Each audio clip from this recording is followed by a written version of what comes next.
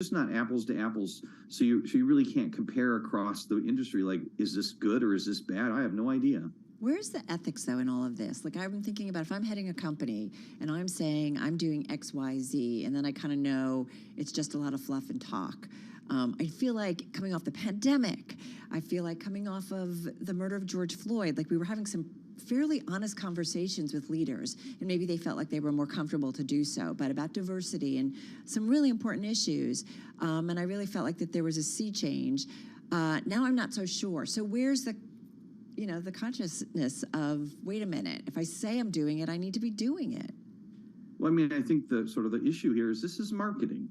I mean, we've actually done stories where we looked at it, and the very first sort of area where you see this come in is people with a marketing background, not people with a science background. We wrote some stories about this, it may be shifting, but by and large, this is marketing. And it's just like any, how many commercials do you watch and go, oh, that was very honest.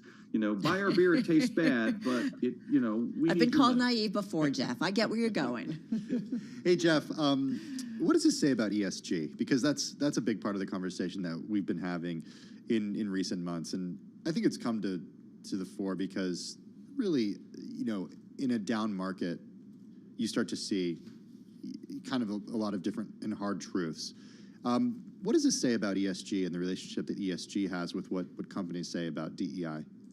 I mean, it's well past time that people start to have some real conversations about this. We're asking people to change like the entire economy of the world based on some assumptions and asking them to do a whole lot of stuff. And up until a few years ago, it was just puppies and rainbows. I mean, it was just, yeah, we want to save the planet. We'll do whatever it takes.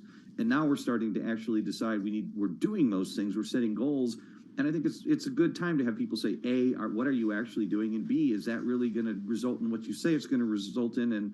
And what is the trade-off? And having like real conversations. This is, like I said, it's marketing, but it needs to be science. And we're not there yet. We're not even close to that yet. Hey, Jeff, one thing I do wonder, and this is another thing Tim and I talk about, when the market's doing really well, it's easy for people to be gung-ho about ESG initiatives or, companies coming out and saying we're going to do these diversity initiatives and so on and so forth. But I feel like when recessions come or economic slowdown, everybody pulls back. Are we seeing that kind of momentum happen again, or people are understanding, wait a minute, we got to say we're going to do better and actually do better? Well, until that unemployment rate gets higher, I think it's difficult for companies to make those kind of decisions. And also, I mean, it's the kind of thing where you need to hire people, and it's really hard to kind of stop at that level of like the only risk, I would say the biggest risk is the first in, first out. Companies tend to be hiring more diverse now than they used to be. So in theory, if those 10,000 people leaving, at Microsoft are from the first, the group that's most recently in, then yeah, you're going to see a dent. And a lot of stuff what happened at Twitter, we wrote that, like we think that could see a dent. So it's the kind of question of, who are you cutting loose in a recession, and does this worker shortage actually go away? It seems like we're still missing a couple of million workers that we need to make this, put the power back in the hands of employers. 30 seconds, Jeff. What needs to happen in order for permanent change to actually take place at these companies? Show us the numbers. I mean, just show me real numbers that I can compare across the industry, across the country, across everything else, and then we'll know. It's there. You have it. You already collect it. Just show it. Right, transparency. Right, it would change things dramatically. Also, it'd be great for Jeff's job. Get those data, get those numbers. I think he wants just like, please. I need to see. A little selfish, but it's still what's. We want to see it. We all want to see it too, Jeff. Selfish for a good mission. Yeah. Jeff Green, thank you. Bloomberg News Managing Diversity Reporter Jeff Green joining us via Zoom from Michigan. All right, folks, don't forget we've got Netflix earnings coming out after the closing bell. Looking at the stock, it is trending a little bit lower, but just down about 0.75 percentage point. We know it's been on a bounce back as of late, starting kind of late last year. It is up about 10% so far in 2023, but it's early going. It is early going. In the meantime, let's get a check on world and national news. Nancy Lyons is in the 99.1 newsroom in Washington, D.C. Hey, Nance. Thanks, Tim. We do have some breaking news. The Supreme Court says a team has been unable to find the person responsible for that leak of the draft majority opinion overturning Roe v. Wade, but the investigation is continuing. Never before had an entire opinion made its way to the public before the court was ready to announce it. President Biden is touring the storm damage in California this afternoon. He's viewing it by air and by land. He'll be talking with first responders and local officials on the Central Coast and he'll be considering the amount of federal support that's needed for relief efforts. At least 20 people have died there. The debate over the debt ceiling will soon be kicked into high gear in Washington. The Treasury Department says today it began taking extraordinary measures to keep the government from defaulting now that it has reached the borrowing limit. West Virginia Senator Joe Manchin says the U.S. will pay its debts, but how messy it gets along the way, he says, remains to be seen. I'd like to see, really, truly, a coalition of a bipartisan, bicameral, Democrats and Republicans, putting a group together that says we're going to look at all the trust funds to find out where the deficiencies, when they're going to be insolvent, and what we can do to prevent that. Senator Joe Manchin spoke with Bloomberg while he was attending the World Economic Forum in Davos, Switzerland. Prosecutors say actor Alec Baldwin will be charged with involuntary manslaughter in the fatal shooting of a cinematographer who was killed on a New Mexico movie set. Mary Carmack Altwies is New Mexico's first judicial district attorney. She spoke with CNN. Every person that handles a gun has a duty to make sure that if they are going to handle that gun, point it at someone and pull the trigger, that it is not going to fire a projectile and kill someone. Again, Mary Carmack Altwies, the prosecutor in the case, speaking with CNN. Baldwin claims he did not pull the trigger. Global news 24 hours a day, on air and on Bloomberg Quick Take, powered by more than 2,700 journalists and analysts in more than 120 countries.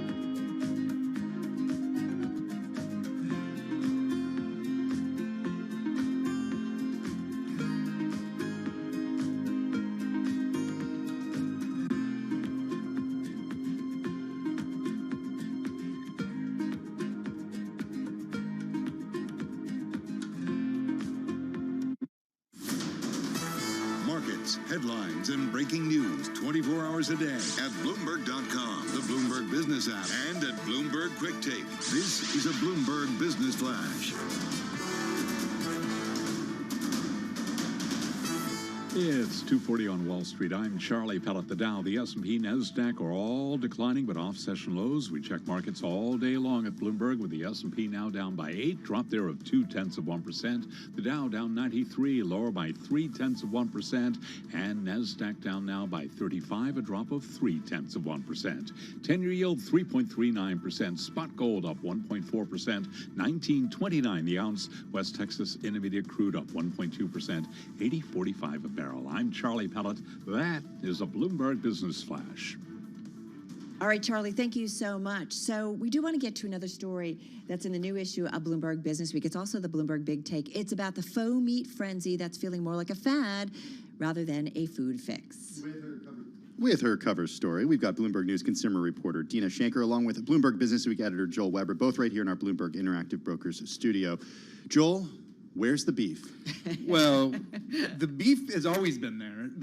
What hasn't been around forever has been the fake meat. And about a decade ago, Impossible Burger started to make some noise, and then along came Beyond Meat. And when Beyond Meat went public, that IPO was the biggest IPO since the financial crisis. That was wild to read that. I had no idea. And so that was all really interesting, and I think consumers were beginning to think like, hey, this is the future of what meat's going to look like.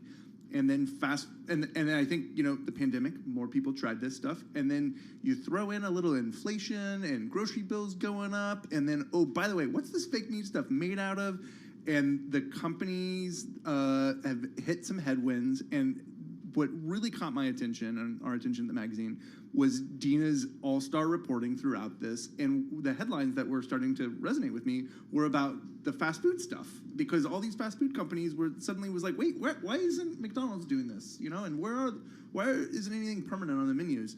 And so we started talking to Dina about, what's going on with fake meat? And it turns out that, there was a moment where fake meat was in a hyper growth mode. And it's beginning to look more like that fad, right, Dina? Take us inside your reporting. What'd you learn? Thanks so much. Yeah, it was. It's been years in the making, because, as you said, that IPO was huge and everyone was excited about it. I mean, the entire industry. Suddenly, you had like the small new startups that were coming up that were getting tons of funding because everyone saw opportunity here. You had the big food companies coming out with new products or reinventing old ones. Everyone wanted a piece of this because everyone thought, yeah, we can convince meat eaters to sub something else in. But it turns out that that's a really hard sell, and it's going to get even harder if the food doesn't taste quite as good, and it doesn't, according to most people that you will ask about it. It's also more expensive. And then, yes, environmentally, these things are so much better for the planet, but most people aren't buying for the planet. They do care about their health, but then it turns out these products are not healthy. Now, some people might say they're marginally healthier, but even that is not settled. So consumers just really started backing away, and we saw sales plummet at the supermarket, restaurants, just everywhere, basically. Go ahead, Carol. Well, and this is something we've been talking about it before we got going, is for me, if it was healthy, I'd be a buy-in. I mean, what exactly is in it?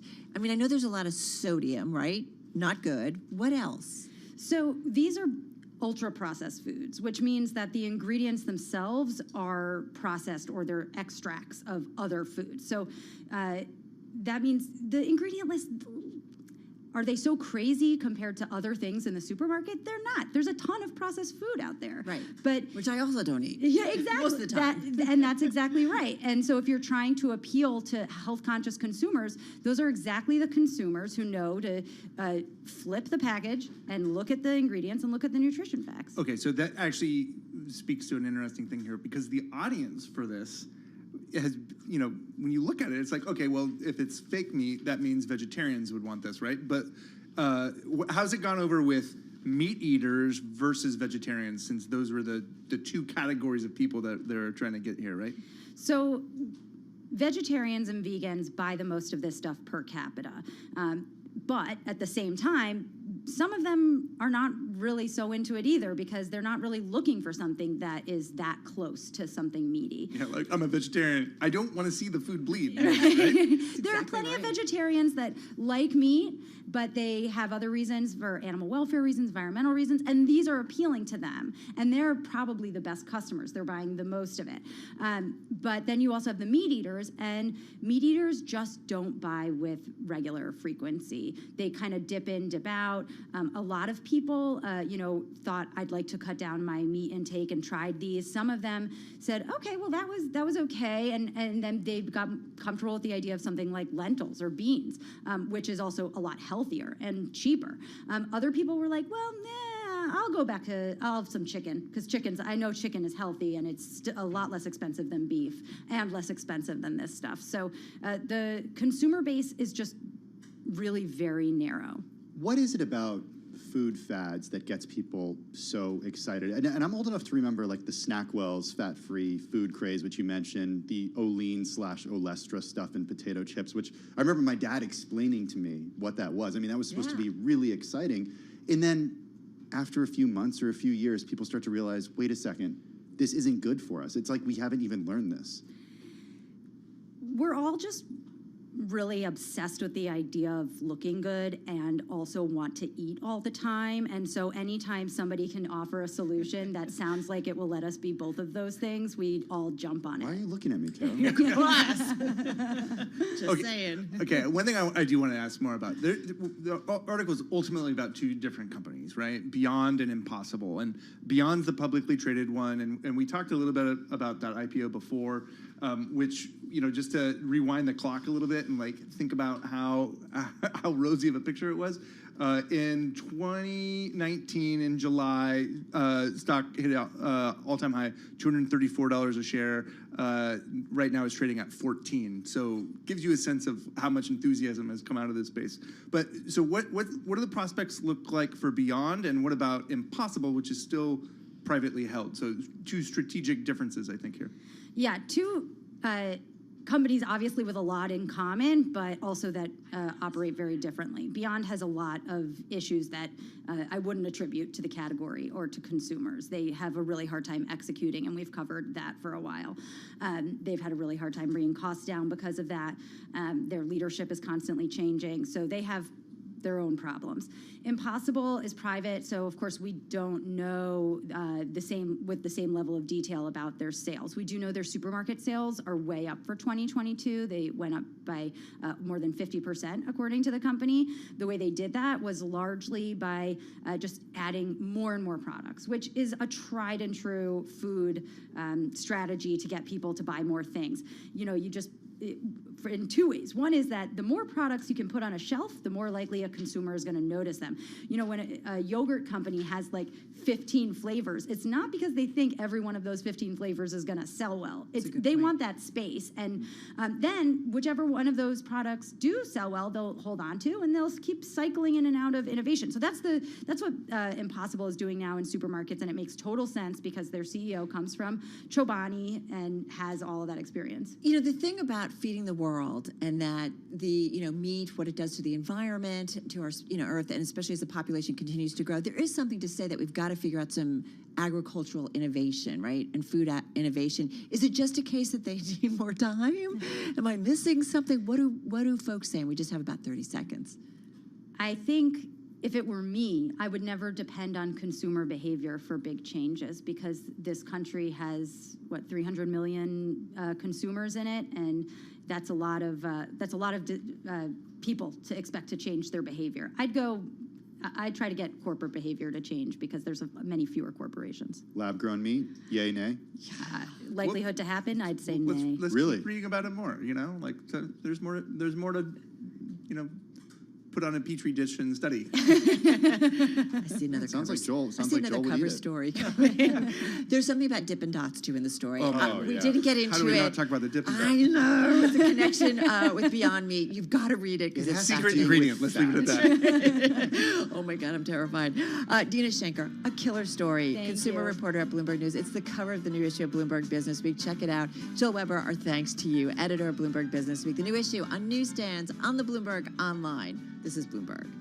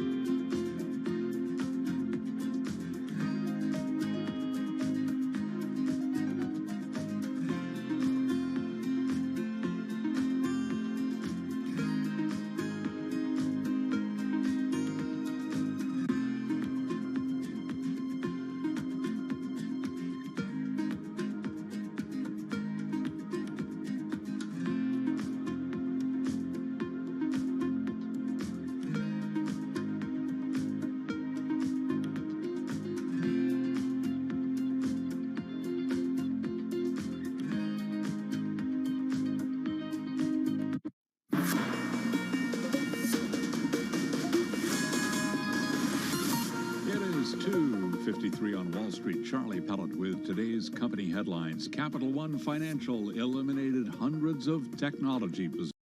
Headlines. Capital One Financial eliminated hundreds of technology positions this week after the credit card giant spent years investing in technology meant to improve its efficiency. The source says more than 1,100 workers were impacted.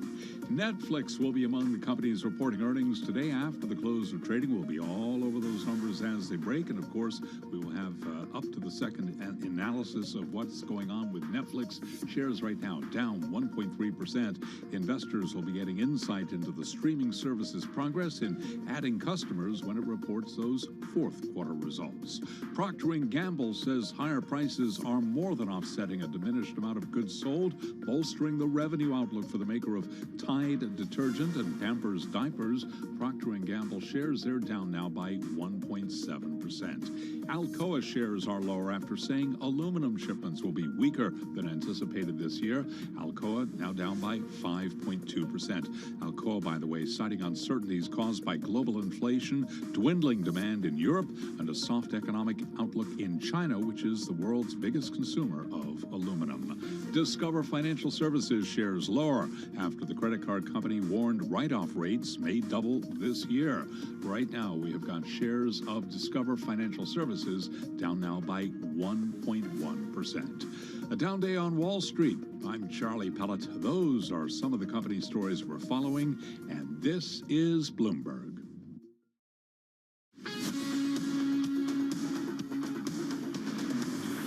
You're listening to Bloomberg Business Week with Carol Messer and Tim Stenevec on Bloomberg Radio. All right, everybody, you are listening, watching Bloomberg Business Week. A lot going on. We're watching Fed speak what? I want to get an update on world and national news. Oh. I want to go to Nancy Lyons in Washington, D.C. It's her turn. Hey, Nance. Thanks, Tim. President Biden is in California this afternoon to see firsthand the damage caused by recent storms. He's already approved disaster aid to help with debris removal, temporary housing, and for loans to cover uninsured property losses. The storms have caused an estimated $30 billion in damages. At least 20 people have died. 8 months after a surprise leak of the Supreme Court opinion overturning Roe v. Wade, investigators say they have not yet determined who is responsible for that leak, but they say they will continue to look. It was the first time an entire opinion was made public before the court was ready to announce it. Well, the U.S. has hit its debt ceiling today, prompting the Treasury Department to start taking extraordinary measures to prevent the U.S. from defaulting on its debt. Bloomberg's Laura Davison says there is a wide divide on how to address the problem. You have the Republican-controlled House, including some of these most conservative members who said they want to extract some spending cuts as part of this deal. And you have the Democrats in the Senate, as well as Joe Biden in the White House, saying no way. Bloomberg's Laura Davison says the Treasury is likely to exhaust its extraordinary measures in June. Actor Alec Baldwin will be charged in the fatal shooting of a cinematographer. We get details from Bloomberg Law host June Grasso. Nancy, Baldwin and a weapons specialist will be charged with involuntary manslaughter in the fatal shooting of cinematographer Helena Hutchins on the set of Rust, a movie that was being filmed in Santa Fe. The charge is punishable by up to 18 months in jail, but it could result in a mandatory 5 years because a gun was involved. Baldwin has maintained he's not responsible for the shooting and tried to clear his name by suing people involved in handling and supplying the loaded gun. June Grasso, Bloomberg Radio. Global news 24 hours a day, on air and on Bloomberg Quick Take, powered by more than 2,700 journalists and analysts in more than 120 countries. I'm Nancy Lyons. Back to you, Carol and Tim. Thank you so much for that update, Nancy Lyons. Really appreciate it. Bloomberg Business Week is brought to you by Innovation Refunds. This is your daily reminder from Innovation Refunds. Even if your small business only had minor setbacks during the pandemic, you could still qualify for a payroll tax refund.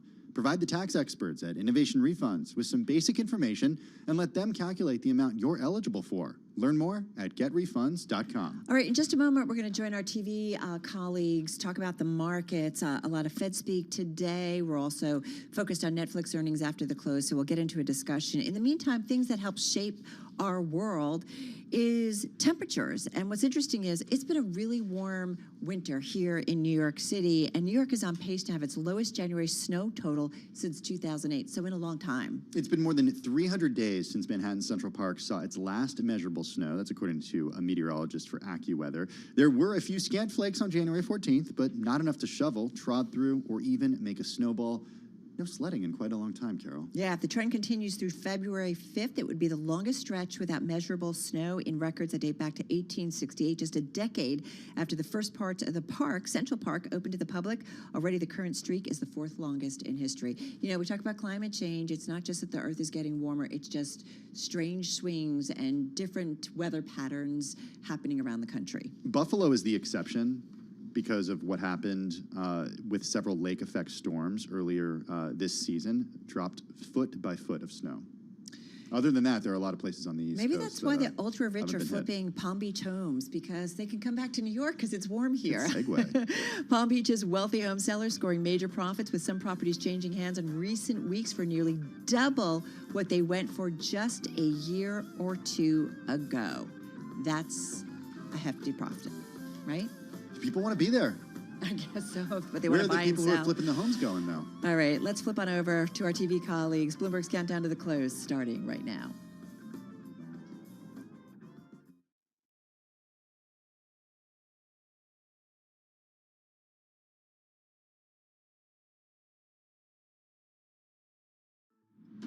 Countdown to the close. Bloomberg's comprehensive cross-platform coverage ahead of the U.S. market close starts right now. This is the countdown to the close. About 60 minutes to go here on this Thursday afternoon. Romaine Bostic here. Scarlett Fu is here.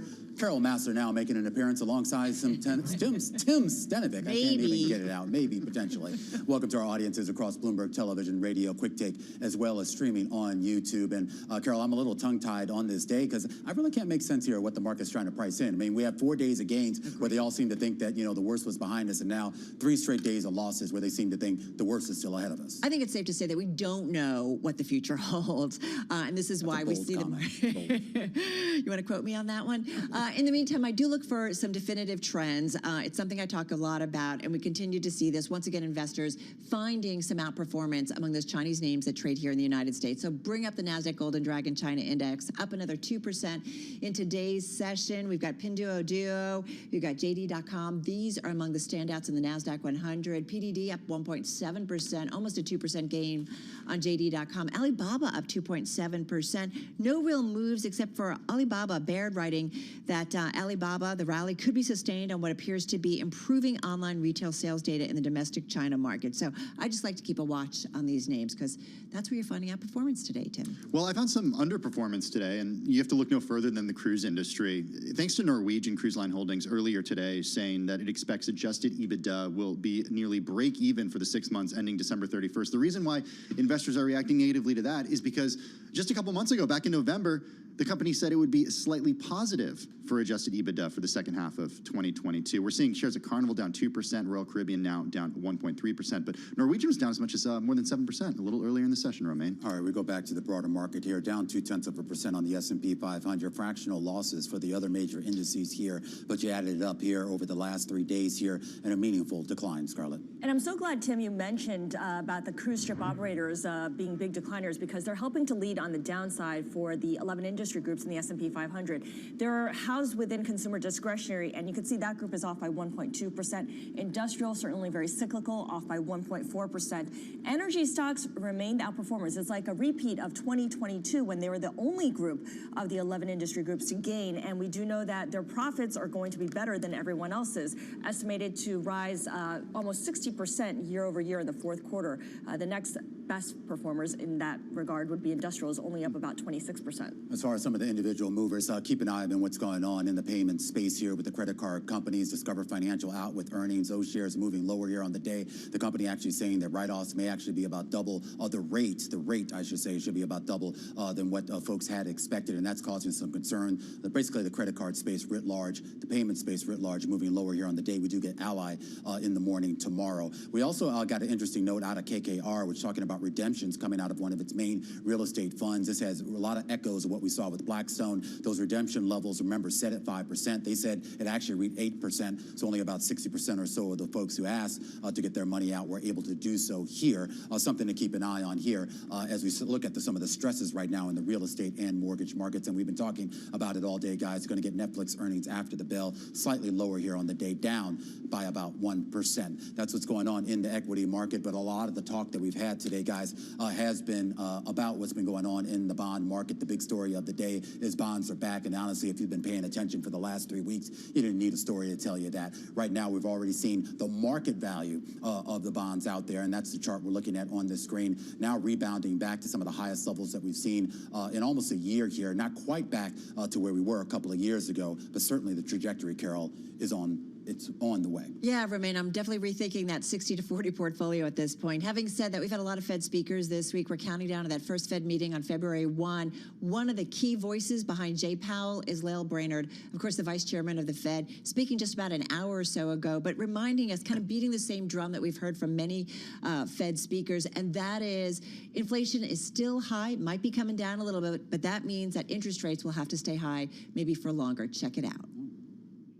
As we move the policy rate closer to what we call a sufficiently restrictive level, taking into account the risks around both our employment and inflation goals. In parallel, the balance sheet is continuing to run off. That said, inflation remains high, and policy is going to need to remain sufficiently restrictive for some time to make sure it gets down to 2% on a sustained basis.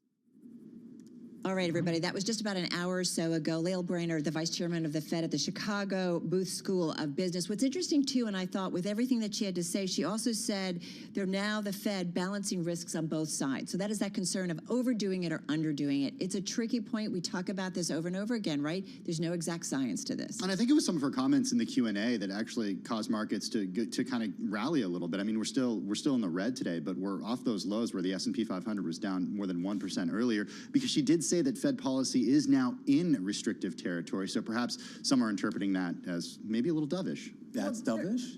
There's a lot of if we're debate now over there, that. if we're now in Tim, restrictive. how did our comments differ from Susan Collins Yeah, it's over at Jim Bush, for that matter. Boston, or Williams over at the New York Fed, or Logan the other day out in Texas? Am I missing something? Or perhaps from other Fed speakers, restrictive means. maybe other Fed speakers that we'll hear tomorrow also? Harker. Yeah, I don't know. I think What's your Esther point, George, Romaine? maybe? I don't know. I think Where's Jay bottom Powell? line. Is he just going to zoom in to something? Just might as well, right? You know. Let him be. He's Look, dealing with bottom COVID. line, Let him the be. transition from lower for We're pulling longer for him, by the to way. higher for longer is going to result Yeah. in a lot of instability and a lot of volatility for all kinds of asset classes, and that's what we're seeing play out daily, minute by minute, hour by hour. And you're moving share prices, you're moving bond prices in reaction to each comment. You know, there was a great column out on Bloomberg, and it basically talked about, you know, a mild earnings recession is priced into stocks. If it gets much worse, this is where the equity market could get into trouble. If we continue to see more pressure on the economy, if we continue to see more pressure on Was that earnings. different from the other story where they talked about some of those earnings estimates now finally starting to come down, meaning the Wall Street estimates? Because they are starting to come down. Yeah. And I thought that I was more alarmed by that, because, not alarmed, but it was interesting because we had this sort of discussion, I think, a couple weeks ago, how expectations were still high relative to what we were even starting to get out of some of these companies. But it's the same idea, right? Yeah. Like Yeah, I if agree. finally we're starting to rethink that this is going to be more difficult. No, I in don't terms want of to disagree earnings. with you. I just like to argue. Well, you know, it brings us to Netflix this afternoon, and it'll be important to hear from the company about how many people are signing up for the ad-supported tier. If the company's seeing people go from the, you know, Did you more sign up for the profitable. ad-supported tier? No, we already subscribed to the whatever the full The price expensive tier one. is right now. But are people look at that trading high down? road. I think it'll be an interesting question if they answer, you know, if people are trading down and what that could say about the economy. All right, I'm taking out a new mortgage to pay for all of my streaming services. Yeah. All right, guys, that's You a got to share wrap. passwords, Carol. Yeah, well, okay. Not endorsing Not that. with you guys. All right, Said it that's a live on wrap. air. We will continue in less than an hour's time. We will count you down at the closing bell and those Netflix earnings. Beyond the Bell at 4 p.m. Wall Street time, radio, TV, YouTube, and Bloomberg Quick Take. We'll see you then.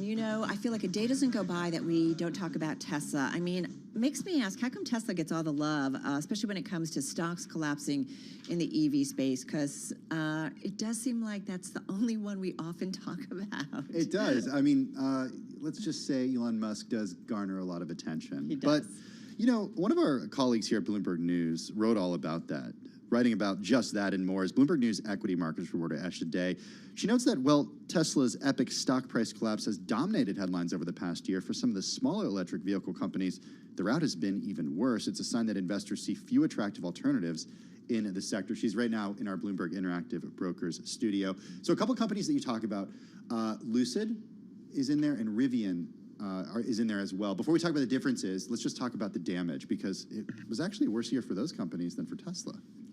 Yes, and thanks for having me. Yeah, it was quite a terrible year for Rivian and Lucid as well. And we can discuss a lot of reasons why that happened, right? Like, we saw growth stocks across the stock market kind of getting decimated, but that does not really explain all of it. Can we ask how bad they did? Oh, of course. So if we go back from the peak. Tesla so far, at the bottom of it, which was like early this year, fell around 69%. Rivian and Lucid lost almost 90%. Wow. So that's, yes, decimated is the word, right? Literally, yeah. That's a lot. Yeah. So go back to what you were saying that in terms of the reasoning. I mean, I think when we think about it, it's so easy for a big player like Tesla to come out, right? And then it just drags down the whole sector. But I also do wonder, this is where we need to be smart, and I feel like we often are at Bloomberg, is kind of looking at each company individually. I mean, can we lump them all in one pot? That's a great question. Can we lump all EV names together? Definitely not Rivian and Lucid with Tesla, right? Like Tesla, we cannot deny the fact that it's still definitely the biggest EV maker out there. It's proven the fact that EVs are viable.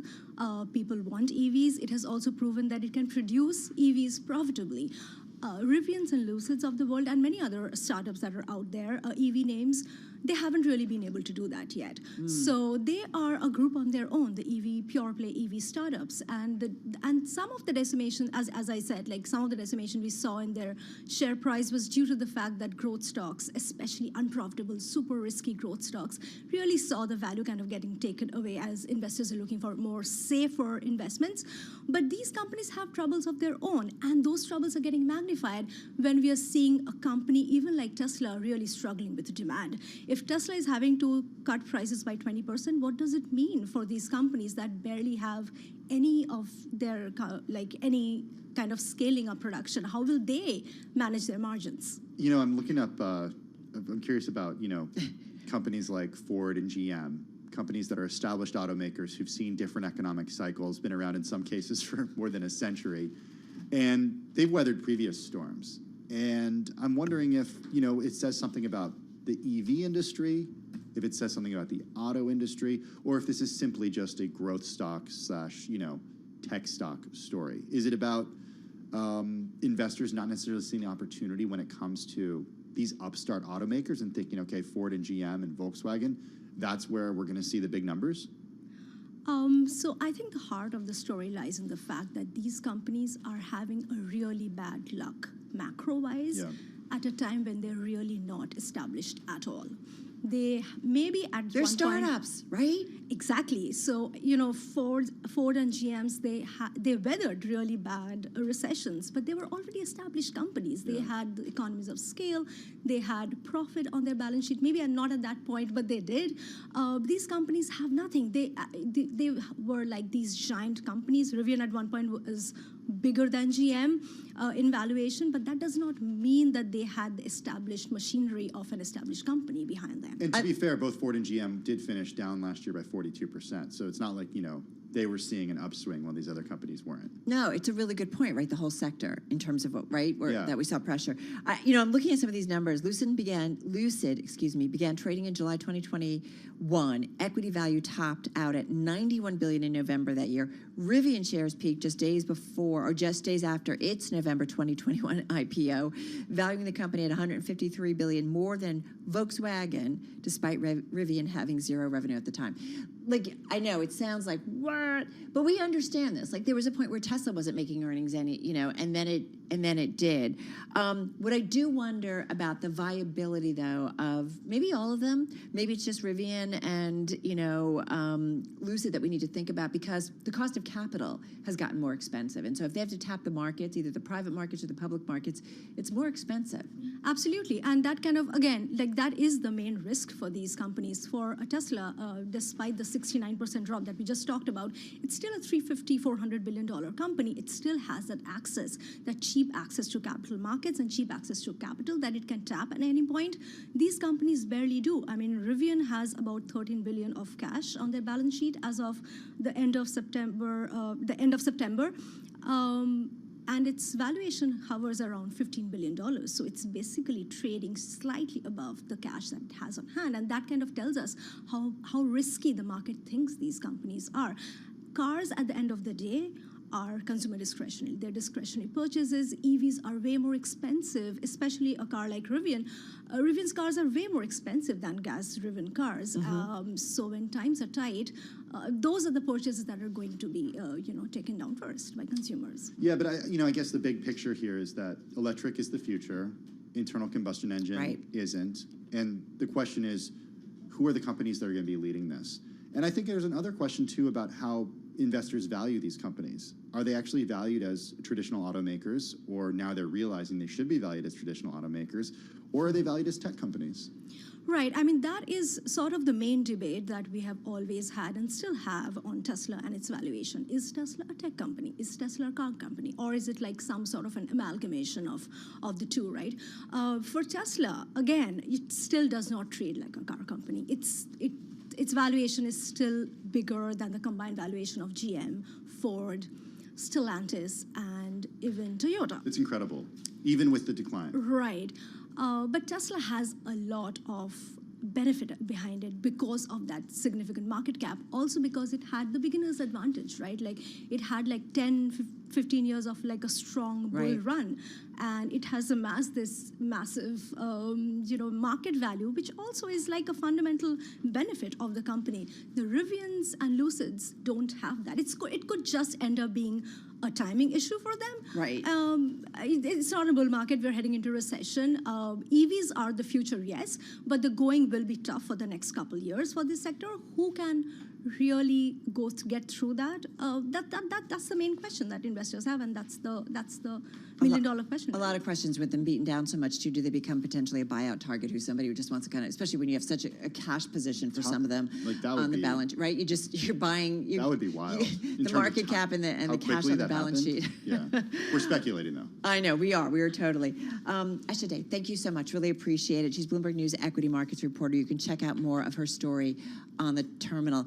We've talked a lot about Netflix today because they do report earnings after the closing bell. There's a story there that caught our attention that we've got to talk about. It's all about a job opening that's available for whoever wants to fly, okay? And it's also a consequence of the new salary ranges that are a requirement in certain states, including New York and California. So the job is for a flight attendant, Carol.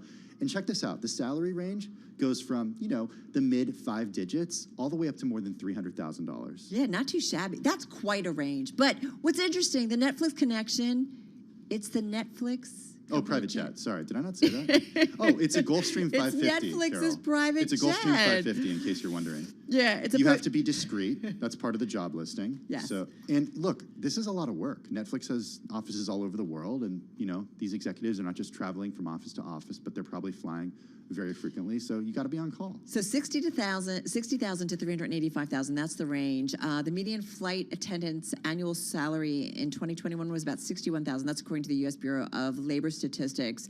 Somebody on Facebook said, "My gosh, where do I apply?" Job listing though is definitely going viral, and many people are out there in social saying, "Where do I apply?" This is from the Wall Street Journal. Connection lost. They found the job listing, and here's what it says. Quote, "The aviation team helps Netflix reach the world more efficiently and effectively so the company can continue to create joy around the world." Is today's earnings report going to show joy? Well, and it's going to be interesting, especially, if there are companies, we know a lot of companies concerned about the environment, if they're trying to rein in costs. I mean, Netflix has been among those, focused on reining in spending. So it's What do you need to do as a flight attendant on a corporate jet? Like, I mean, I know it's a lot of work, but standing for long periods, help load baggage, so it is a lot of purchasing and loading aircraft stock, putting in the champagne and the caviar. Are they really eating champagne and caviar? Or are they just working and sleeping? Isn't that the whole point? Oh my God. I don't know where to go with this. Carol Massar, Tim Stanovic, we are Bloomberg Business Week right here on Bloomberg Radio.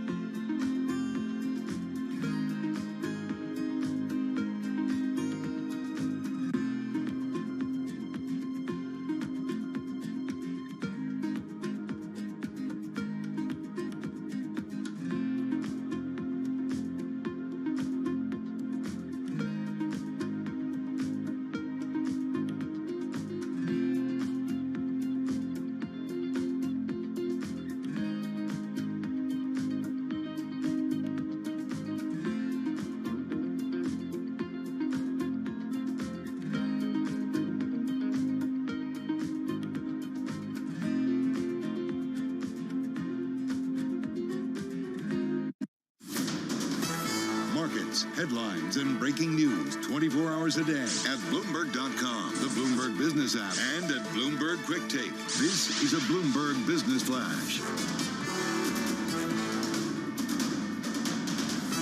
It's 3:21 on Wall Street. I'm Charlie Pellet. We check the markets all day long at Bloomberg, and this update brought to you by Innovation Refunds. This is your daily reminder from Innovation Refunds. There is more pandemic relief available to claim for small and medium-sized businesses. The ERC is a refundable payroll tax credit your business may qualify for, even if it already received PPP. Let the tax professionals at Innovation Refunds show you how to get the money your business may be eligible to receive with no upfront costs. GetRefunds.com. Stocks lower across the board. Now let's head right over to the First Word breaking news desk for today's afternoon call. Here he is, Bill Maloney. And good afternoon, Charlie. That's right. U.S. stocks in the red, but off their session lows. Dow's currently down 143 points, was down 314. S&P's dropped 17, and NASDAQ is lower by 65. The U.S. 10-year yield at 3.4%. Gold is up 28. Oil trading in the green, and Bitcoin is higher by 1.7%. Among the main 11 S&P sectors, leaders were energy and telecom. Industrials and consumer discretionary were under pressure. Leaders to the upside in the Dow, UNH and Chevron, while Home Depot, 3M, and American Express led to the downside.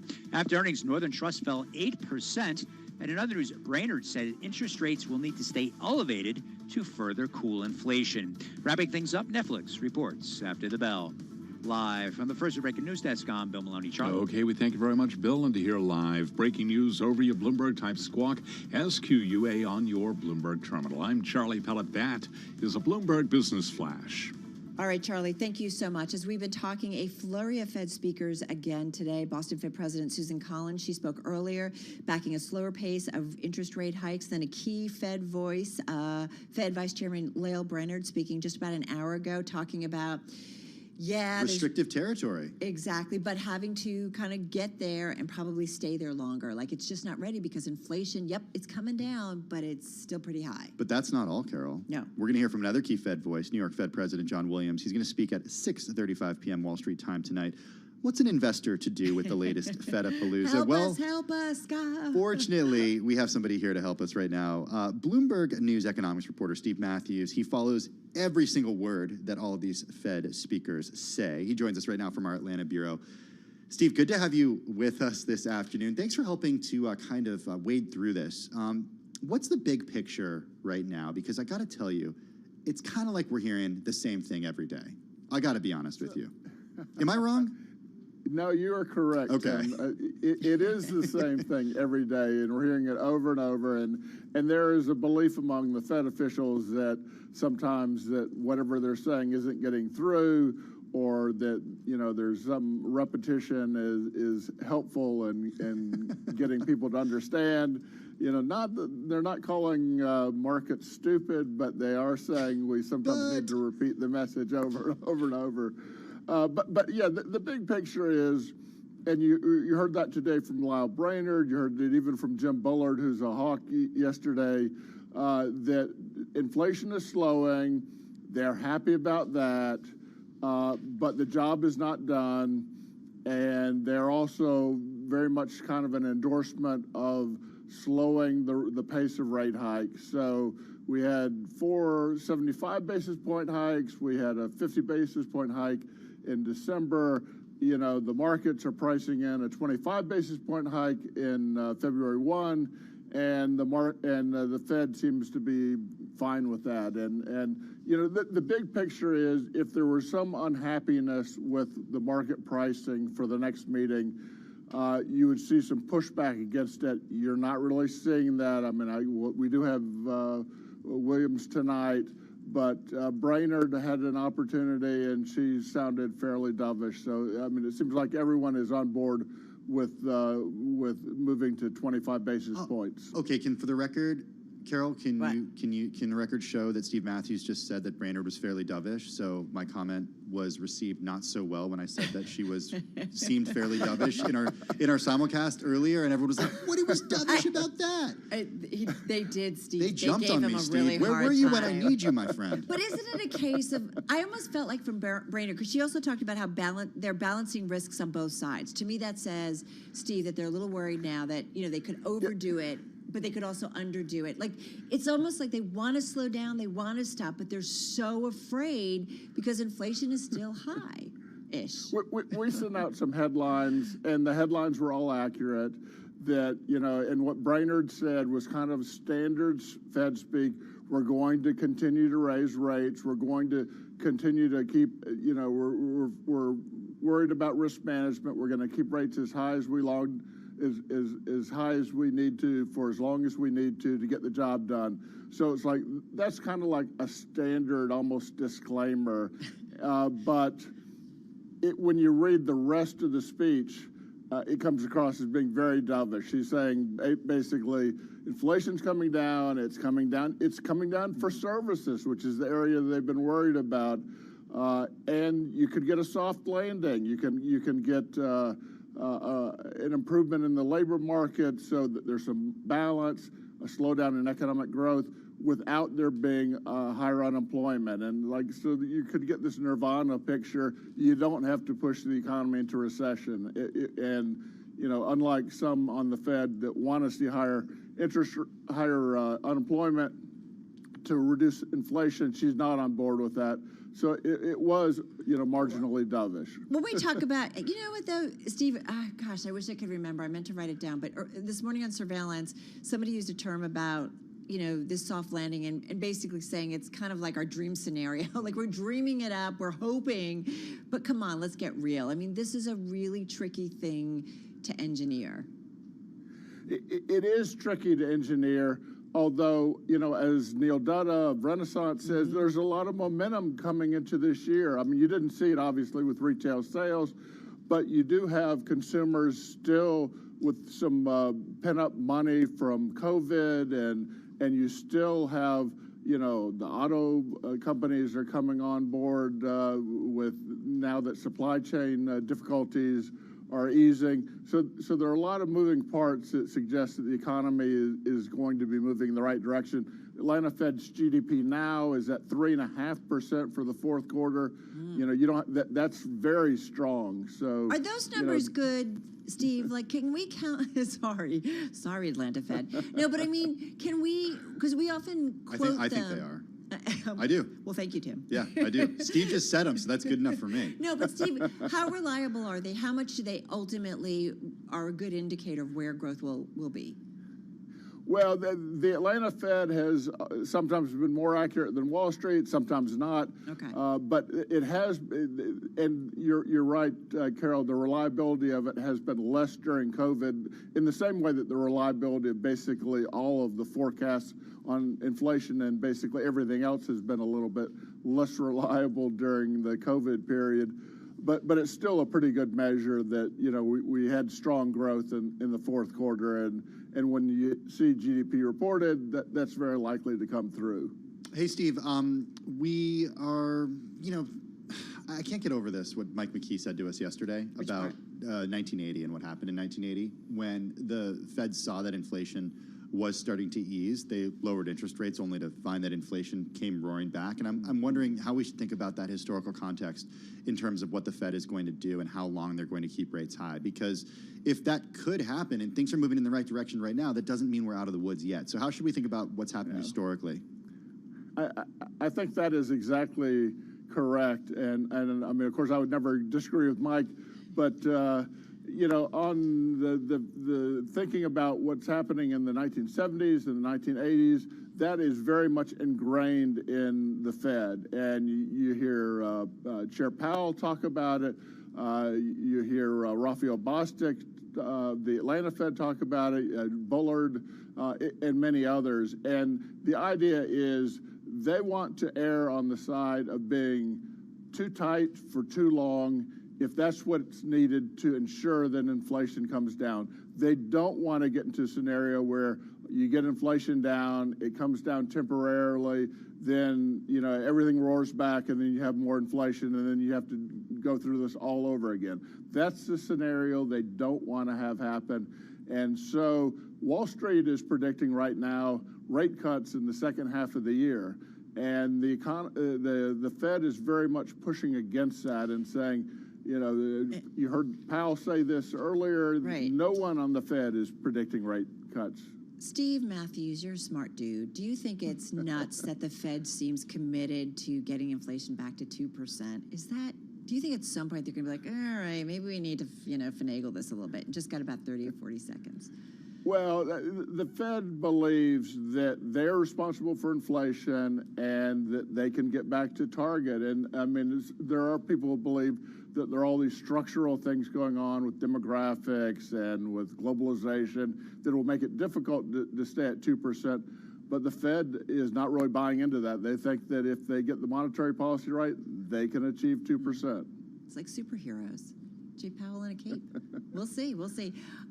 Steve Matthews, we always know we're going to learn a lot when we talk to you and make some sense out of all of the Fed talk that's coming at us. So thank you so much. Steve Matthews, economics reporter at Bloomberg News, joining us from our Atlanta bureau. Don't forget, Steve mentioned it. We talked about it. New York Fed President John Williams speaking at 6:35 p.m. Wall Street time tonight. So we'll look to see if he's, can you hear, pounding the same drum? You can go type Fed Go on the Bloomberg terminal, Yes. type in GP, go to Max. You can see the maximum graph showing the federal funds rate going all the way back to the late 1960s. Pretty cool stuff. You can see in 1980 when they dropped it and then had to raise it again. All right, right now, let's go back to World and National News. Off to D.C. and Nancy Lyons. Hey, Nance. Thanks, Carol. With Germany under pressure to supply Ukraine with battle tanks, the country's new defense minister, Boris Pistorius, today confirmed with U.S. Defense Secretary Lloyd Austin. Bloomberg's Irv Chapman has more on their meeting. Austin is in Germany for the periodic meeting of the 50 countries that have been aiding Ukraine in its war effort. I'd like to thank the German government for all that it has done to strengthen Ukraine's self-defense throughout the crisis caused by Russia's unprovoked invasion of Ukraine. Germany has remained a true friend of the United States and a staunch defender of our allies. Pistorius spoke of the work ahead to strengthen Germany's armed forces after years of underfunding. In Washington, Irv Chapman, Bloomberg Radio. President Biden is spending his afternoon in California. He's visiting communities in Santa Cruz and Santa Clara counties that were devastated by a wave of heavy rains in recent weeks. Bloomberg's Jody Schneider has more from Washington. The president is performing what we like to call his kind of comforter-in-chief role, going out and talking to people whose homes have been destroyed, who've lost loved ones. Bloomberg's Jody Schneider notes at least 20 people have died in those storms. The Supreme Court still does not know who leaked the bombshell abortion draft ruling. In May, Politico published a leaked draft of a Supreme Court opinion on a case that eventually led to Roe v. Wade being overturned. The leak, which turned out to be accurate, led to a political firestorm and accusations of insider sabotage. Alec Baldwin is being charged with 2 counts of involuntary manslaughter in the deadly 2021 shooting on the New Mexico film set of Rust. Cinematographer Helena Hutchins was shot and killed when Baldwin fired a prop gun loaded with a real bullet. The armorer is facing the same charges as Baldwin. Global news 24 hours a day, on air and on Bloomberg Quick Take, powered by more than 2,700 journalists and analysts in more than 120 countries.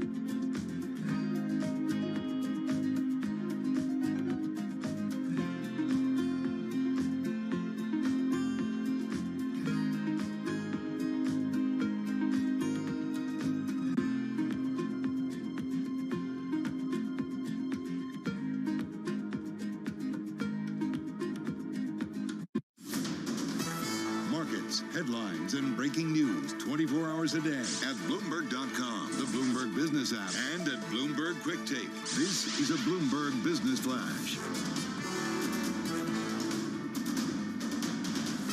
From Bloomberg World Headquarters, I'm Charlie Pellet. It is 3:40 on Wall Street. We check the markets all day long. At Bloomberg, we've got the Dow, the S&P, NASDAQ all pulling back from session lows as some investors judge the three-day slide as having gone too far. Traders are weighing the latest Fed speak. S&P right now down 16, drop there of 0.4%. The Dow down 154, down 0.5%. NASDAQ down 65, a decline of 0.6%. 10-year down 8/32, 10-year yield 3.39%. The 2-year 4.11%. Gold up 1.5%, 19.31 the ounce. And West Texas Intermediate crude up 1.3%, 80.53 a barrel. Netflix is among the companies reporting minutes from now after the closing bell. Michael Nathanson is senior research analyst at MoffettNathanson. We think an inline quarter on subscribers, but they're going to spend time talking about password sharing crackdown, right? They've said they're going to talk about their plans to stop people from sharing passwords. And then you'll get some updates on advertising. I still think advertising is early days. You know, our view is the stock's a bit ahead of itself here. Analysts predict the company added 4.5 million customers in the fourth quarter, in line with the company's forecast. Netflix shares down now by 2%. Recapping stocks lower, S&P down 17, down 0.4. I'm Charlie Pellet, and that is a Bloomberg Business Flash. Thank you so much for that update, Charlie Pellet. Really appreciate it. Bloomberg Business Week is brought to you by Innovation Refunds. This is your daily reminder from Innovation Refunds to see if your small to medium-sized business qualifies for a payroll tax refund. If your business was impacted by the pandemic, this is your opportunity to take control of your business's future. Learn more at getrefunds.com. I'm driving in my car. I turn on the radio. How about you let me drive? Oh, no. Who's gonna drive you home? Honey, please, I'll do the driving. Drive on. Excuse me, I want to drive. It's the question that drives us.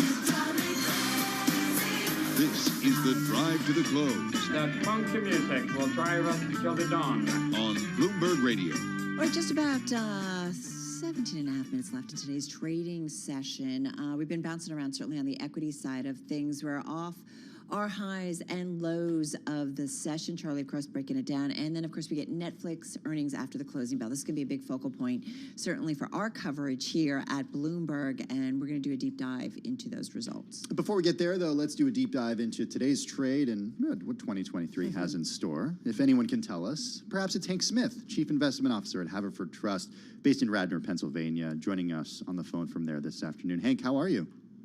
Good afternoon, Tim. I'm doing great, man. Happy New Year. Happy New Year to you as well. It's good to have you with us.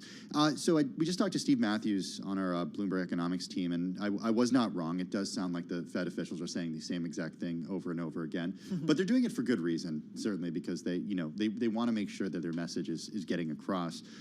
What's the message that you're hearing, Hank, and what's it telling you about what equities are going to do this year? Well, look, I'm very encouraged by Fed policy because they are taking their inflation mandate seriously. Forget about the past mistakes. Let's look forward. They do not want to repeat the mistakes of the 70s, that stop, go, that allowed inflationary expectations to continue to build for 8 years. So, yes, I think there might be a little bit more pain in the near term, but I think we should have confidence that they're doing the right thing, and it'll be good for long-term investors to get inflation down. Also, anytime you go into a bear market, as we did in 2022, your return expectations have to rise. In fact, 85% of the time markets fall into bear market territory, returns are positive a year later. Add to that, we just had midterm elections, and since 1942, markets have had positive returns in the 12 months following midterm elections. That is a lot of data points to hang your hat on. Finally, two more items. Valuations are reasonable. Small caps and mid cap stocks are selling around 13, 14 times earnings. The equal weighted S&P 500 is selling at 13 times earnings. So we don't think valuations are a headwind. And then finally, investment sentiment really hasn't been this bad in decades. That's hard to believe that it's even lower. In other words, the bearishness level is greater, the bullishness level is lower than it was in 08, 09. I still have the bruises and scars from that period. Hank, so, let me jump in for a second, and not to be Debbie Downer here, but our Tatiana Darie, great column on the Bloomberg. I think it was part of our daybreak coverage early this morning, and she noted only a mild earnings recession is priced into stocks. The good news is that the profit downturn hitting America may already be priced in thanks to how much analysts have dialed back profit forecasts. The bad news is there's a major caveat. If the economy lapses into recession in the second half, stocks probably have further to fall. The point is, analysts have not necessarily maybe priced that in, that the earnings estimates, the current estimates are probably too optimistic, and that leaves open a door for the S&P 500 to drop even further than we're planning for now. How do you factor that in, or do you disregard that? Well, I think there is a chance that the S&P 500 gets a lower low than the October 22 low. But again, our view is it's likely that we're going to have a recession, but it's equally as likely that it's going to be mild and brief. And look, the stock market is a forward anticipatory vehicle, and consistently bottoms ahead of when a recession ends. But if we do have a recession, it is likely that stocks go a little bit lower from these levels. But there's a chance that this recession is going to be so mild that they'll call it a soft landing.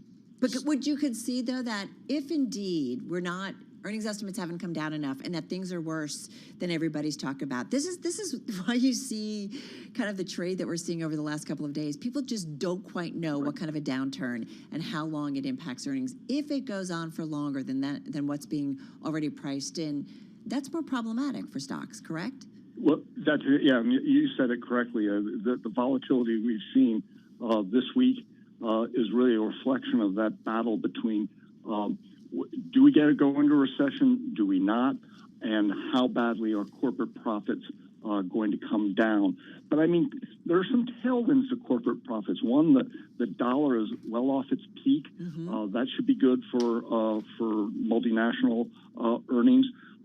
Corporations continue to do major cost cutting. Inventories are lean, and China reopening is going to be a positive as well. So. Maybe even in a no growth or slight recession, profits will hold up better than one would think in that type of environment. So if this is what we end up with, if this is what we indeed see happening, Hank, then give us the sort of outlook of allocations and what we should think about in terms of equities and fixed income. Carol said it earlier today. Thinking differently maybe about 60-40 portfolio this year. Well, yeah, the idea that the 60-40 portfolio is dead is very near-term thinking. And I think there's a very good chance we've already seen the peak in interest rates, with the 10-year Treasury at 4.55% last fall. We might not get back to that level. But I think in terms of allocation, and this is really kind of timeless recommendations, that one should always have the maximum exposure to equities that allows them to sleep at night, and that varies from person to person.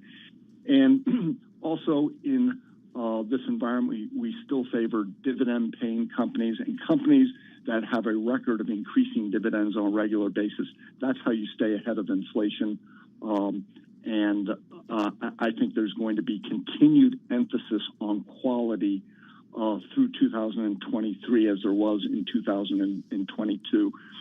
And there's going to be volatility. There's no question about that. Yeah, that's for sure. And there's some great coverage, too, about, this low VIX that we've seen for this protracted period of time, what that potentially indicates about more volatility or maybe some downside when it comes to equities. Hank Smith, thank you so much. Chief Investment Officer at Haverford Trust, based in Radnor, Pennsylvania, joining us on the phone from there, folks. We're just a few minutes away from joining our TV colleagues talking about the close.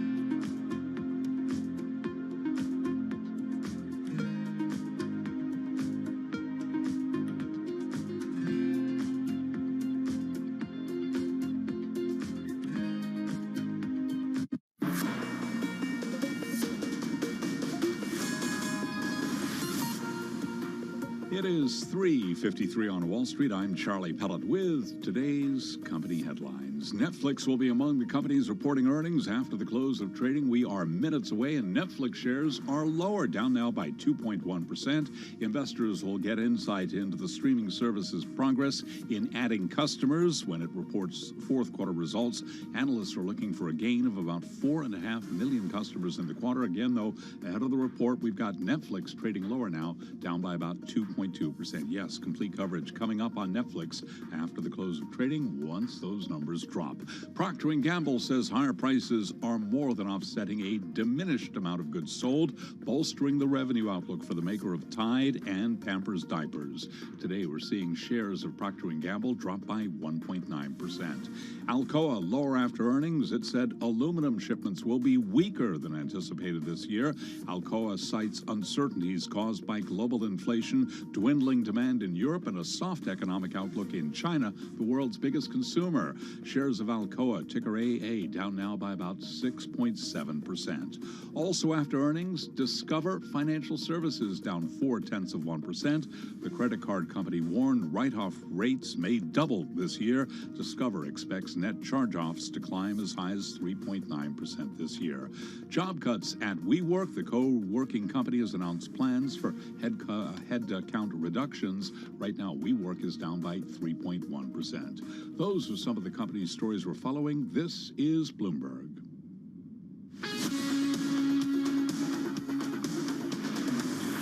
This is Bloomberg Business Week with Carol Massar and Tim Stenivek on Bloomberg Radio.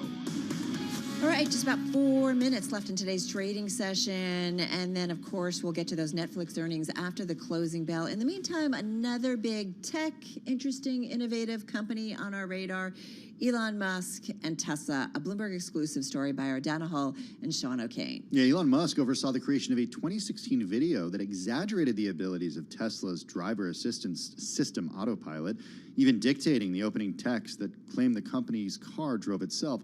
This according to internal emails viewed by Bloomberg. Musk wrote to Tesla's Autopilot team after 2 a.m. California time back in October of 2016 to emphasize the importance of a demonstration drive to promote the system, which the chief executive officer made a splashy announcement about a week later. In an October 19th call with reporters and blog post, Tesla said that all its cars from that day forward would ship with the hardware necessary for full self-driving capability. Musk said in the email the following, quote, "Just want to be absolutely clear that everyone's top priority is achieving an amazing Autopilot demo drive. Since this is a demo, it is fine to hard code some of it, since we will backfill with production code later in an OTA update," he wrote, referring to using temporary code and updating it later using an over-the-air software update. Here's an interesting quote from Musk. He continued, and here I quote, "I will be telling the world that this is what the car will be able to do, not that it can do this upon receipt." Wow.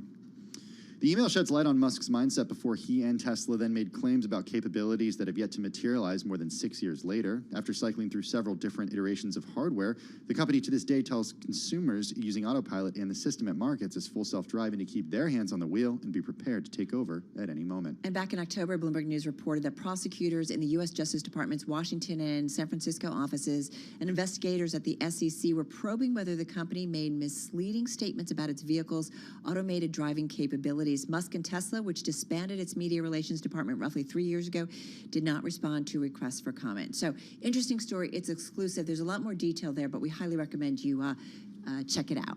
All right, well, shares of Netflix right now down by about 2.9% as we get ready to get earnings from the company. We've got a live blog. We've got full coverage right here on Bloomberg TV and on Bloomberg Radio. Yes, indeed. Interesting day. We'll see whether Netflix changes the tone in the investor trade. We're going to head over to our TV colleagues because Bloomberg's Beyond the Bell, our simulcast, it starts right now. Moving lower to the new lows of the day here. Full market coverage right here on Bloomberg, as we do every day at this time as we take you to the bell and beyond. Beyond the Bell, Bloomberg's comprehensive cross-platform coverage of the U.S. market close starts right now. And And right now, we are about 2 minutes away from the end of the trading day. Romaine Bostic alongside Scarlett Fu. We're counting you down to the closing bell, and here to help take us beyond the bell. It's a global simulcast with Carol Massar and Tim Stenovic. Welcome to our audiences across Bloomberg Television, Radio, Quick Take, as well as streaming on YouTube. Taking a look at the broader market here, Carol, and right around the lows of the day here, the sell-off kind of intensifying as you get closer to those bells. Hey, you know what Romaine has been selling off? That's the dollar. And thank you to the folks over at Bespoke, because they said after trading at a 20-plus year high back in late September, dollar index has declined over 10% in what has essentially been a one-way trip lower. And I think about the weaker dollar and how it plays out in earnings, Tim. All right, well, speaking of earnings, I got my eyes on Netflix, down 3.3% right now. Some numbers to keep an eye on. Looking for 4.5 million total subscriber additions, revenue of $7.85 billion, and adjusted EPS of 42 cents, Scarlett. We expect to get those in a couple minutes. And its losses just deepened as well, so it's trading at session lows at the moment as we await those numbers at the top of the hour. What do you think about that 4.5? I almost forgot about that, Tim, that forecast they gave, because that was an incredibly bullish forecast when they gave that last, October. It was, and we're not going to see those forecasts anymore. The company's not going to. All right, actually, we have some breaking news here right now on Netflix. We are learning that the co-founder and co-CEO of Netflix, Reed Hastings, is stepping down. Netflix's Reed Hastings is stepping down from the CEO role. Greg Peters is going to be elevated to co-CEO.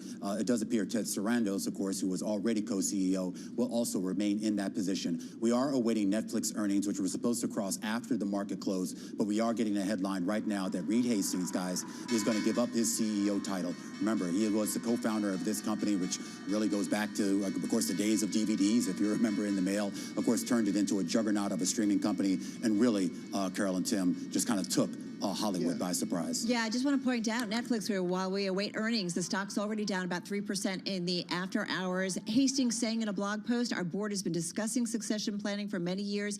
Even founders need to evolve. The board and I believe it's the right time to complete my succession. Perhaps not that surprising, given that Sarandos just a couple of years ago was elevated to the co-CEO role. But what is surprising to me is that they're bringing another co-CEO in. As you mentioned, Romaine, Peters has been named co-CEO of the company. I think that's a key move here, too, because we talk about this move to the ad tier, which everyone wants to hear about in this earnings report. And we know Greg Peters has been a big part of that push and of the strategy, I should say, in sort of moving around that. So interesting that he gets, and now we do get the Netflix numbers themselves. We'll start off with the streaming figures here. 4Q streaming numbers. The net paid change, 7.66 million. The Street, Tim, as you just said, was looking for 4.5 million because that was the guidance that Netflix gave just 3 months ago, beating that by a mile here. Here's their forecast here for 1Q EPS, $2.82 a share. The Street was looking for $2.99. A lot of other numbers here, so jump in, guys, as you see them here. But overall, it appears on one of the key metrics people keep an eye on, those streaming numbers coming in well above estimates.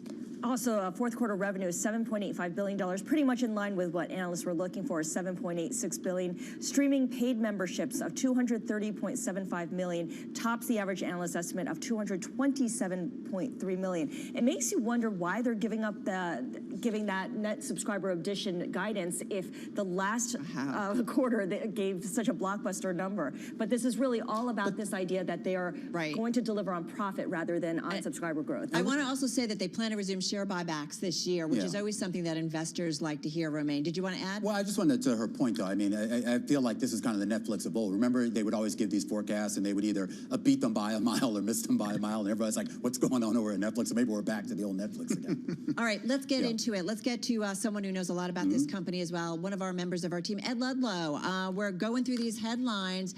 First of all, that subscribers number, that definitely jumps out. What else for you? Yeah, I mean, they beat comfortably, right, the 4.5 million estimate, 7.66 million subscribers. What was interesting is, you know, they're going to scrap this guidance going forward. They didn't say much about the ad tier or ad-supported tier, but they were saying that they're pleased with how that went. And there is evidence that cost-conscious consumers in this environment in particular did come to the platform in the final 3 months of the year. Looking at the stock, we're up 8% in after hours. Investors have short memories, right? They were down 3% on the Reed Hastings, stepping back, stepping down as CEO, and the reshuffle in management. We're now up 8% on the beat. So you have to ask what's more important. We knew this Reed Hastings development might come, right? 2020 is when we first had this reshuffle. Ted Sarandos elevated to co-CEO. What's actually more interesting for me is Greg Peters in all of this. He's a Silicon Valley guy. He is a tech guy. He knows what he's doing. So what does that tell you, Ed, about Greg Peters being elevated to the role as co-CEO? I was was particularly surprised of the idea that there will continue to be a co-CEO and two CEOs as well. I would have assumed that, Sarandos would have just been solo CEO, but is Ted Sarandos sort of the face of the company, the guy who's in Hollywood, and Peters is more of the operational guy?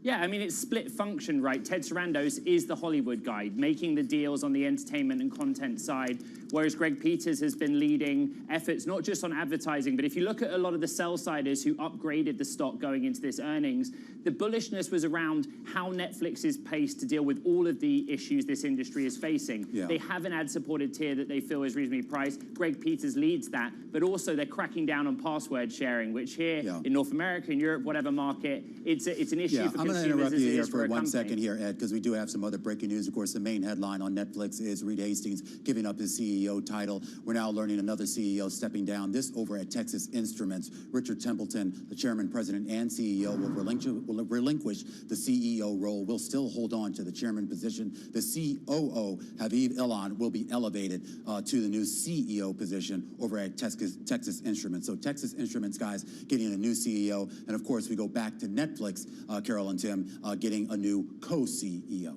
Well, exactly. And I think this is really interesting. And I was looking at Greg Peters, too. He was previously, before his current position, that he was really involved in international development. And when we talk about growth avenues, right, we think about how important this is, Scarlett.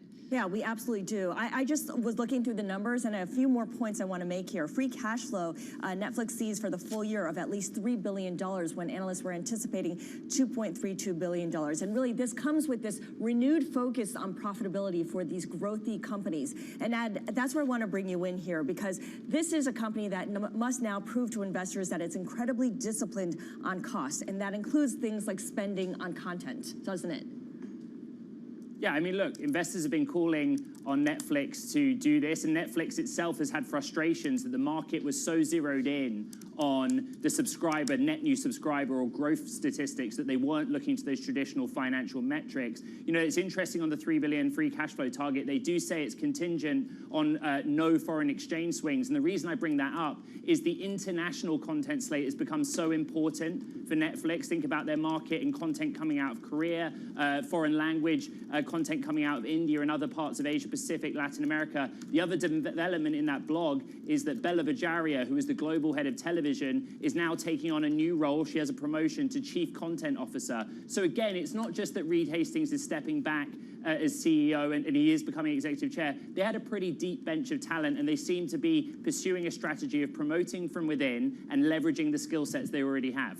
Do you think, though, this is going to sort of placate investors, particularly with the pivot, Ed, that they're obviously trying to make to add tier? But more importantly, I think what we heard out of Reed last time during the last earnings conference, where they really kind of talked about this idea of the spend that most investors had come to expect, and the idea that that wasn't going to be sustainable going forward.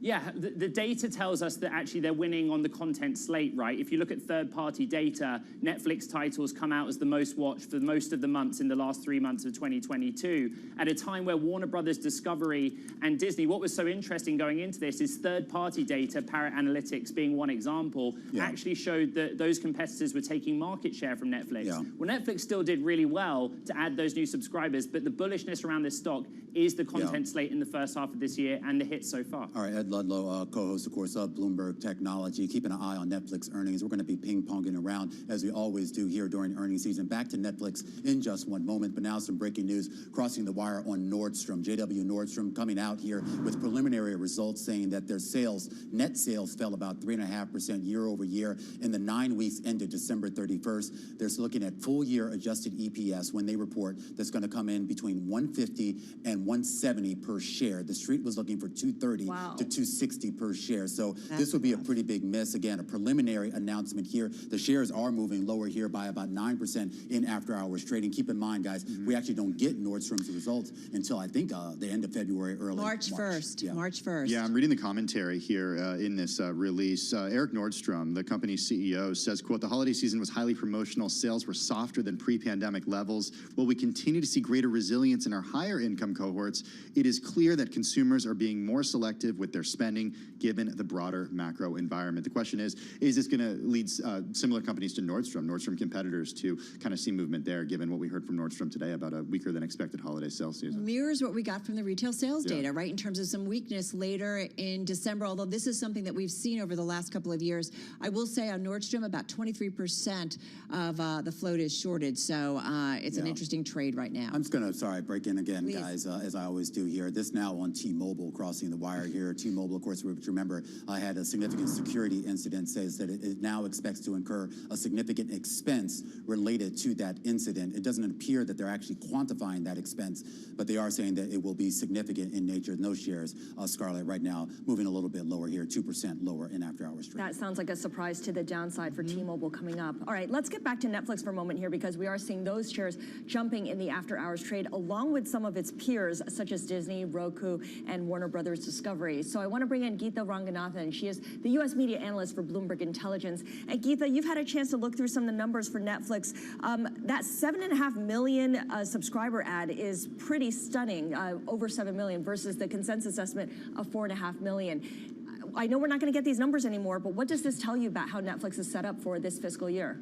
I think it's set up really, really well, Scarlett. And 4Q has traditionally been a seasonally strong quarter for them. And what they've done really, really well in terms of execution, both in the third quarter and the fourth quarter, was a steady cadence of content hits. And they mentioned some of these content hits right off the bat, whether it's a Wednesday, whether it's a Harry and Meghan series, the Knives Out sequel, Troll, which was one of their non-English language films, all of these being some of their best hits ever in the history of the company. And all of them came in 4Q. And I think what this tells investors is that they have a steady stream, they have a steady pipeline of more and more hits, more and more predictable hits, not just a sleeper every once in a while, but more and more predictable hits that we can expect to see on the service. And that gives us confidence now that they should be able to monetize that, whether it's through paid sharing, whether it's, with the ad-supported tier and other efforts. Well, and okay, so score on the content side of things, Geeta, that ad-supported tier, what kind of color did we get on that? What have we learned, and what are we waiting for on that? So we haven't got any, facts or figures. We've just got some commentary saying that the launch has gone really well. The investors, the interest from the advertising community has been really strong. And the fact that they haven't seen many customers spinning down, so there hasn't necessarily been a cannibalization of their core product. That is something that they called out in the letter, but there's been no actual numbers around how many subscribers actually took the product or what the number of Is that a problem dollars to you? were. Is that a problem to you that we don't have that? It's not. Okay. Eventually, we do expect to see them kind of disclose that as a separate line item, probably going out after maybe in the second half of 2023, but it's still very, very early days. So this was expected. All right, and I do want to get your thoughts here on the leadership changes. Of course, Reed Hastings stepping aside, Greg Peters elevated to that co-CEO position alongside Ted Sarandos, and digging deeper down the organizational chart, Bella Bajaria now becoming Chief Content Officer, of course, a former president over at the Universal Television Group. And then you also had Scott Stuber being named chairman of Netflix Film. Are you comfortable right now with the leadership team there? Absolutely. They've been preparing for this for a very, very long time. So right in 2020, Reed Hastings kind of saw this coming. He elevated, Ted Sarandos to the position of co-CEO. And Greg Peters has really been such a core part of the whole strategy, whether the product strategy, really, like, introducing gaming, introducing ads. So he really kind of knows the product well. And this is such a great example of how succession planning should be done, right? In stark contrast to what we're seeing at Disney, this is really, it gives you, it's kind of sets the playbook of how it should be done. Geeta Ranganathan, U.S. media analyst. So you're saying you don't think that Reed Hastings is just going to come back after 2 years? Is that what you're saying? Maybe don't answer that, Geeta. Feels like a deep bench. Maybe when Jeff Bezos comes back to Amazon, okay? Big thank you to Geeta Ranganathan over at Bloomberg Intelligence. Really appreciate you taking the time. Well, for more now on Netflix is John Ehrlichman of BNN Bloomberg. He co-hosts Bloomberg Markets. John, good to have you with us this afternoon. You've had about 12 minutes to dig into the numbers. We talked about the leadership changes. We've talked about the company's blowout sort of a number when it comes to paid additions. What else sticks out to you? Well, I think just the whole picture, in the sense that this is a company that has always had a unique way of approaching an earnings report, including with their conference calls, and we'll wait for more details on that. But after the year that Netflix just had, they get it. They know there are concerns about the competitive environment and the challenging subscriber growth questions that really pummeled the stock over the course of 2022. And so you look at this storyline where they can say, look, we can meet the revenue expectations. Yes, we are moving away from the subscriber guidance story, but we're going to let you know what's going to drive those subscriber numbers going forward, giving you that taste on how the ad tier is going to play out. Hopefully we'll get more details on that, Tim. But, you know, I think as we heard from Geetha on the succession plan, if you now have a handing of the baton from Reed Hastings, already Ted Sarandos in that top position, Greg Peters, a product specialist moving higher, and Bella Bajaria, don't forget, guys, the New Yorker did a very interesting profile of her to start the year, kind of piecing together the Netflix global story. Hey, one thing I want to ask you, because initially we saw Roku, Warner Brothers, Paramount, Walt Disney all pop right after these results. But I'm looking at it now. Disney looks pretty relatively flat in the after hours. So we're seeing kind of a pullback on that. Is there anything, John, that we can read in terms of the Netflix results into the rest of the streaming world? Well, I think the ad tier update is an important one. Now, as Geetha noted, we didn't get any specific numbers, and maybe we'll get more color on the conference call, but they were very specific to say, because remember, there were a few reports out there that advertisers weren't necessarily getting the bang for their buck that they initially thought they might get when they first rolled that out. What the company is saying is engagement for anyone who's using the ad version has been good. And to Geetha's earlier point, people are not necessarily switching from a paid membership to an ad-supported. So that is a message to anybody else out there that we can claim more users and not cannibalize our own users. So that becomes, is that a positive for the industry, or is it a message to the other players that Netflix is ready to hold their own? And then I think the other thing that's going to be really interesting to watch, you guys alluded to it a little bit, but the whole password sharing crackdown, which I think, and they were very clear to say, look, we're getting the succession roadmap together here. We met our numbers. We know it was a tough year. We're coming back. We're focusing on the ad-related business, which is new. But the first quarter, we're going to really get into the specifics of that password sharing business, which we believe is going to help the financial picture, even if some people decide, you know what, they're not going to use the service, albeit it was a free option for those people. And so this is a very well telegraphed message to Wall Street that we are ready to play. And it's been very interesting to watch this stock. As you guys know, it's up about 100% off the lows from last year. Yeah, one of the better performing stocks in the second half of 2022.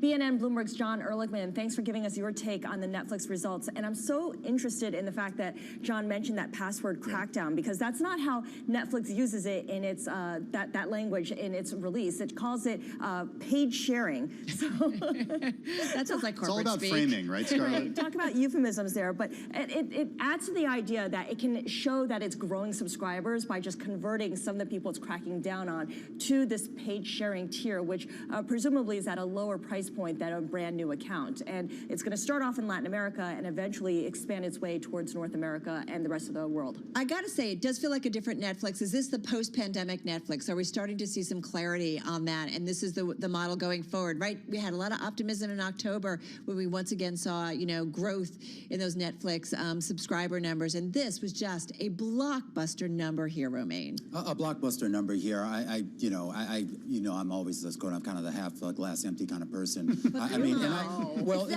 Wait, did we get, that is almost not quite double, but a lot more. Okay, well, there you go. All right, so my point I was going to make is that when you sort of look at the year as a whole here, you're still talking about a slowdown in growth. And I think that when we talk about just how much this stock got decimated last year, it was really because of that longer term growth story. The idea that, yes, you're going to have these sort of incremental jumps in subscriber growth, particularly when you're switching people out or trying to push them out of password sharing into these new plans. The question is, how sustainable is that on a quarter-to-quarter basis going forward? I guess that's not a question for Reed Hastings anymore. That's more for Greg Peters and Ted Sarandos. All right, for the glass half full, Romaine, Netflix is still down more than 50% from that November 17, 2021 high. Does that make you happier? No. Okay. Anyway, it is definitely a high flyer in the aftermarket. We'll keep a watch on it in the Friday trade. Great coverage, guys. We got our rapid here, our cross-platform coverage on Netflix and the market close. Beyond the Bell, radio, TV, YouTube, and Bloomberg Quick Take. We will see you again, same time, same place tomorrow.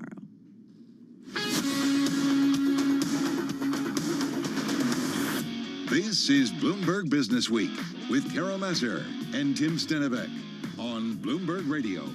All right, Netflix, definitely one to watch. It certainly is. Up in the after hours on that blowout number. You're listening to Bloomberg Business Week.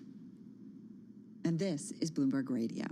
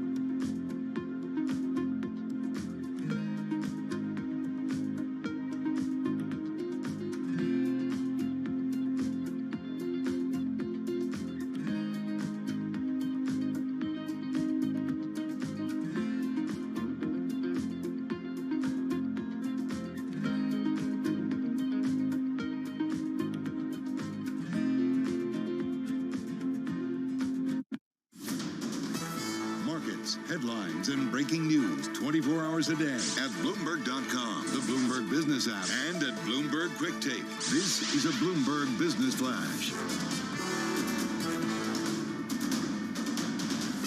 It's 4:21 on Wall Street. I'm Charlie Pellet. We check the markets all day long at Bloomberg. After the bell, Netflix reported the number of new subscribers blew past estimates, adding 7.66 million new subscribers.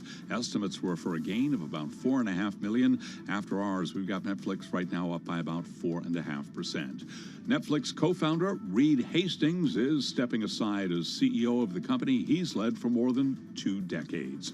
Also after hours, Nordstrom has cut its adjusted earnings per share guidance for the full year. Nordstrom shares after hours down 7.4%. T-Mobile is warning of significant costs after a cybersecurity breach. T-Mobile shares down now by 2.2%. Stocks lower for a third day on concerns about economic growth. S&P down 30, a drop of 8 0.8%. The Dow down 252, down 0.8%. NASDAQ down 104, a decline of 1%. 10-year yield 3.39%. Spot gold 19.32 the ounce, up 1.5%. West Texas Intermediate crude up 1.2% today. WTI at 80.44 barrel. Recapping another day of losses for the U.S. stock market. S&P 500 index down today by 0.8%. I'm Charlie Pellet, and that is a Bloomberg Business Flash. All right, Charlie, thank you so much. So a lot on our plate right now. Netflix, though, certainly front and center. You heard Charlie talking about it. Stock off its highs in the aftermarket, but still up roughly 4%. A big reason why is the fourth quarter streaming paid net change up 7.66 million. The estimate by the street was, according to Bloomberg, 4.5 million. So that is major outperformance. We're gonna not get subscriber guidance anymore from the company. The company has stopped giving out subscriber guidance. It's not going to affect the way I think that analysts estimate subscriber guidance. It's going to make their job a lot harder. Right. But that said, it's pretty incredible to see a beat like that. I will say, Carol, they're not sharing the share of which tier those were added to, if they were ad supported or if they were in the fully no ad tier. We don't know about that yet. We don't know about that. We don't know if we're going to get the guidance for that on the call. They also haven't rolled it out completely. They haven't rolled it out completely, but I think that's a really important distinction. All right, well, keeping a watch on it and certainly will into the Friday trade. Shares of Netflix still up about 4.5%. Well, I have to say, shocker today on the global stage as the news came out that New Zealand Prime Minister Jacinda Ardern announcing she's stepping back in a shock resignation ahead of a general election later this year. Keep in mind, she was the world's youngest female leader when she led her Labour Party to power in 2017. She's basically saying, and she told reporters, I don't have the energy or inspiration to seek re-election, so stepping back. Yeah, she told reporters, as you mentioned, that she doesn't have the energy or inspiration to seek re-election, which I was pretty surprised. If she can't do it, Carol, what hope is there out there for female leaders more generally? And with that, we want to bring in our next guest. Yeah, Hope Dimichowski is Senior Executive VP and Chief Financial Officer at the more than $13 billion market cap First Horizon Bank, based in Memphis. She joins us via Zoom from Memphis, Tennessee. Hope, nice to have you here with Tim and myself. A lot we want to talk to you about, but when you see a headline like that or somebody else in the C-suite, that's a woman that steps down or resigns or whatever, and then isn't replaced by another woman. Like, how do you think about it? Because are you seeing, you're in the C-suite, you're CFO at First Horizon. Do you feel like women are really making inroads when it comes to the C-suite? Unfortunately, I agree with your introductory comments. Is absolutely when one person leaves, like that we've had, and it's actually the second one for us because we also lost the English Prime Minister earlier this year after a very short time. And with such few women representation in certain industries and fields, when one leaves unexpectedly, it definitely has a big impact on all of us. We feel that, each one of us, we want to go up in numbers. We want to have more representation, whether it's the C-suite or in top layers of government. So it absolutely hits us all each time we see one of these senior women step back from any type of role in an area which is significantly underrepresented. Based on your experience, how do we get from underrepresented to accurately represented? Mm-hmm. Well said. Great question. Yeah, I think it really comes with a conscious effort, but I think the data has shown in Harvard Business Study, the great study on this last year, is diverse companies that have high diversity at the top, it just continues through the company. So the more that we get diversity in the C-suite of women, people of color, the more that you see your company start to change. People want to work where they can see themselves in that role. I do a lot of on-campus recruiting through a couple different companies that I've worked for in recent years. And the number one thing I hear from diverse talent, both women and minorities, is what does your C-suite look like? And I can't see myself getting there if I don't see people like me there. No. So I think representation matters. Yeah, it speaks to go after top talent. It speaks to belonging, right? Like if you don't see it, like how can you feel like you belong there or it's a good fit? How tough was it for you to work your way up? That's a hard question to say how tough. We each have our own journey, but there's definitely a different path. I started my career in investment banking in New York City. When I started with Deutsche Bank, they had 100 leadership development graduates in the U.S., and they had 3 women. So I was the diversity candidate, 20 years ago. I think the hardest thing has been trying to find mentors and trying to find people that can help you along your route. Just got asked on a panel this morning here in Memphis, do I have a problem finding male mentors? The answer is no. I've had lots of great male mentors and allies. I have a harder time finding women that have been in the C-suite or have been at big companies that can mentor me and work through those situations with us. What about the pipeline, as not necessarily C-suite executives yet, but those who are in their career, maybe midway through their careers? How do we make that more equitable? Because that's what gets you to the C-suite. Yeah, there's a broken rung, especially in banking, but in a lot of industries when it comes to women and minorities. And it has to be constantly having allyship, constantly having mentorship, and having purposeful recruiting at all levels. Salesforce did a great job 2 years ago, I think it was, maybe 3, kind of lose track of time with COVID, but they had done a equity study and made sure they had equal pay at all levels and really made a conscious effort to even that out. And 2 years later, they found out they went backwards. So the unconscious bias, it's there. And so if you're not tracking it, if you're not measuring it, if you're not making a conscious effort, we're not making the progress we need to make. It's interesting too. I mean, did you ever feel like at some point though, you're like, it's just really, really, it sounds like you've had a pretty good trajectory and good people behind you helping your way. What was the most difficult time though in your journey? As you say, everybody's journey is different, but was there a point where it was tough? Multiple times. I can't tell you how many times I've sat down with my husband and said, I'm not sure this is for me.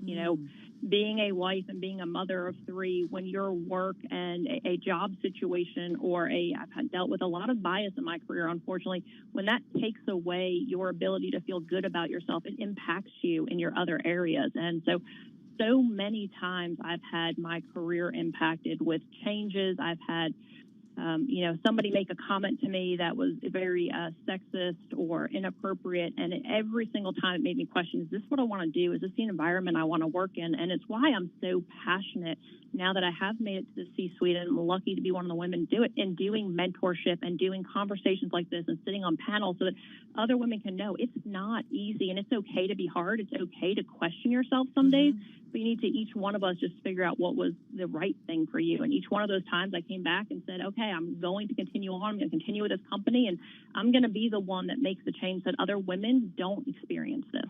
No, it's some really good points that you're making, and important to see individuals like yourself so that a younger generation and other women coming into the finance space or the banking space can see somebody in the spot and aspire to that. Since we have you, we'd be crazy not to ask, in what's an uncertain, volatile market environment, economic environment, recession, no recession, how are things looking? Every day is a new look at the market right now. We are in unprecedented financial times in the U.S. and across the world with COVID, the changes that we've had, the issues we've had with supply chain, to the fastest rising rate environment that anybody that's currently in business has ever seen. And so I think we just have to continue to look forward and look at where we can make progress in small areas. But we have a bumpy couple years ahead of us coming out of where we've been. And whether we're going to see a recession or not, there's a lot of different opinions on it. But I think, the latest inflation Do you think news recession? was positive. Do you think recession likely this year? I do. I think we're going to, my personal opinion is I do think we're going to head into a small recession this year. Hopefully it'll be not too strong and not too long, but this inflation issue is just really stifling us, and it has taken too long to get it under control. Just in the last 30 seconds that we have, how small of a recession? What would tell you, what would be the worst of it? I actually don't have an answer for that. I try to be the best case scenario person, so I don't know what the worst case is. I try not to go there, although, we have to for running a bank and modeling, but I don't think we're going to see a worst case. I think the Fed has taken a lot of very aggressive action with interest rates to make bring the inflation under control, and they have signaled as well as said they're willing to take larger action if needed. So I don't believe that we'll have a large recession. The Fed's doing everything they can to prevent that. All right, Hope, really appreciate your time. Hope Demachowski, Chief Financial Officer at First Horizon Bank, joining us via Zoom. Bloomberg Business Week is brought to you by Innovation Refunds. This is your daily reminder from Innovation Refunds. Thousands of small businesses benefited from a payroll tax refund and beat the odds of shutting down their organizations. This refund is not a loan and could help your business weather rising inflation and supply chain issues. Learn more at getrefunds.com. All right, everybody, you are listening and watching Bloomberg Business Week on this Thursday. Continuing to watch shares of Netflix, still up about 5.5% in the after hours. This after the company, some executive changes. Reed Hastings giving up his CEO title and having now two co-CEOs moving forward on the company. But the real number, that fourth quarter streaming paid net change, up 7.66 million versus an estimate of 4.5 million. Got the stock moving. Let's get a check on world and national news. Nancy Lyons is in our 99.1 newsroom in Washington, D.C. Hey, Nance. Thanks, Tim. President Biden is touring the storm damage in California this afternoon. He's viewing it by air and by land.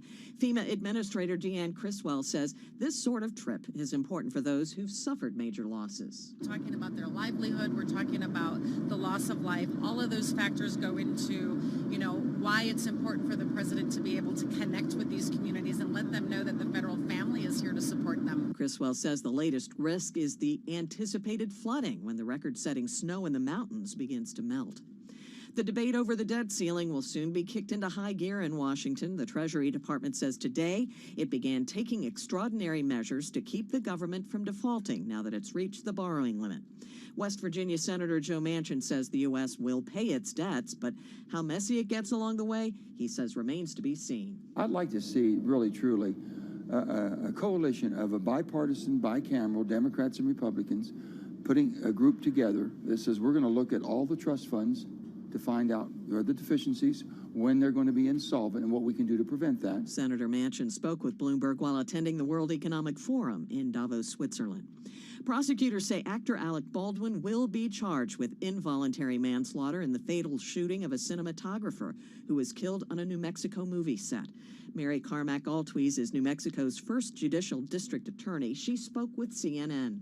Every person that handles a gun has a duty to make sure that if they are going to handle that gun, point it at someone and pull the trigger, that it is not going to fire a projectile and kill someone. Again, Mary Carmack Altwies, the prosecutor in the case, speaking with CNN. Global news 24 hours a day, on air and on Bloomberg Quick Take, powered by more than 2,700 journalists and analysts in more than 120 countries.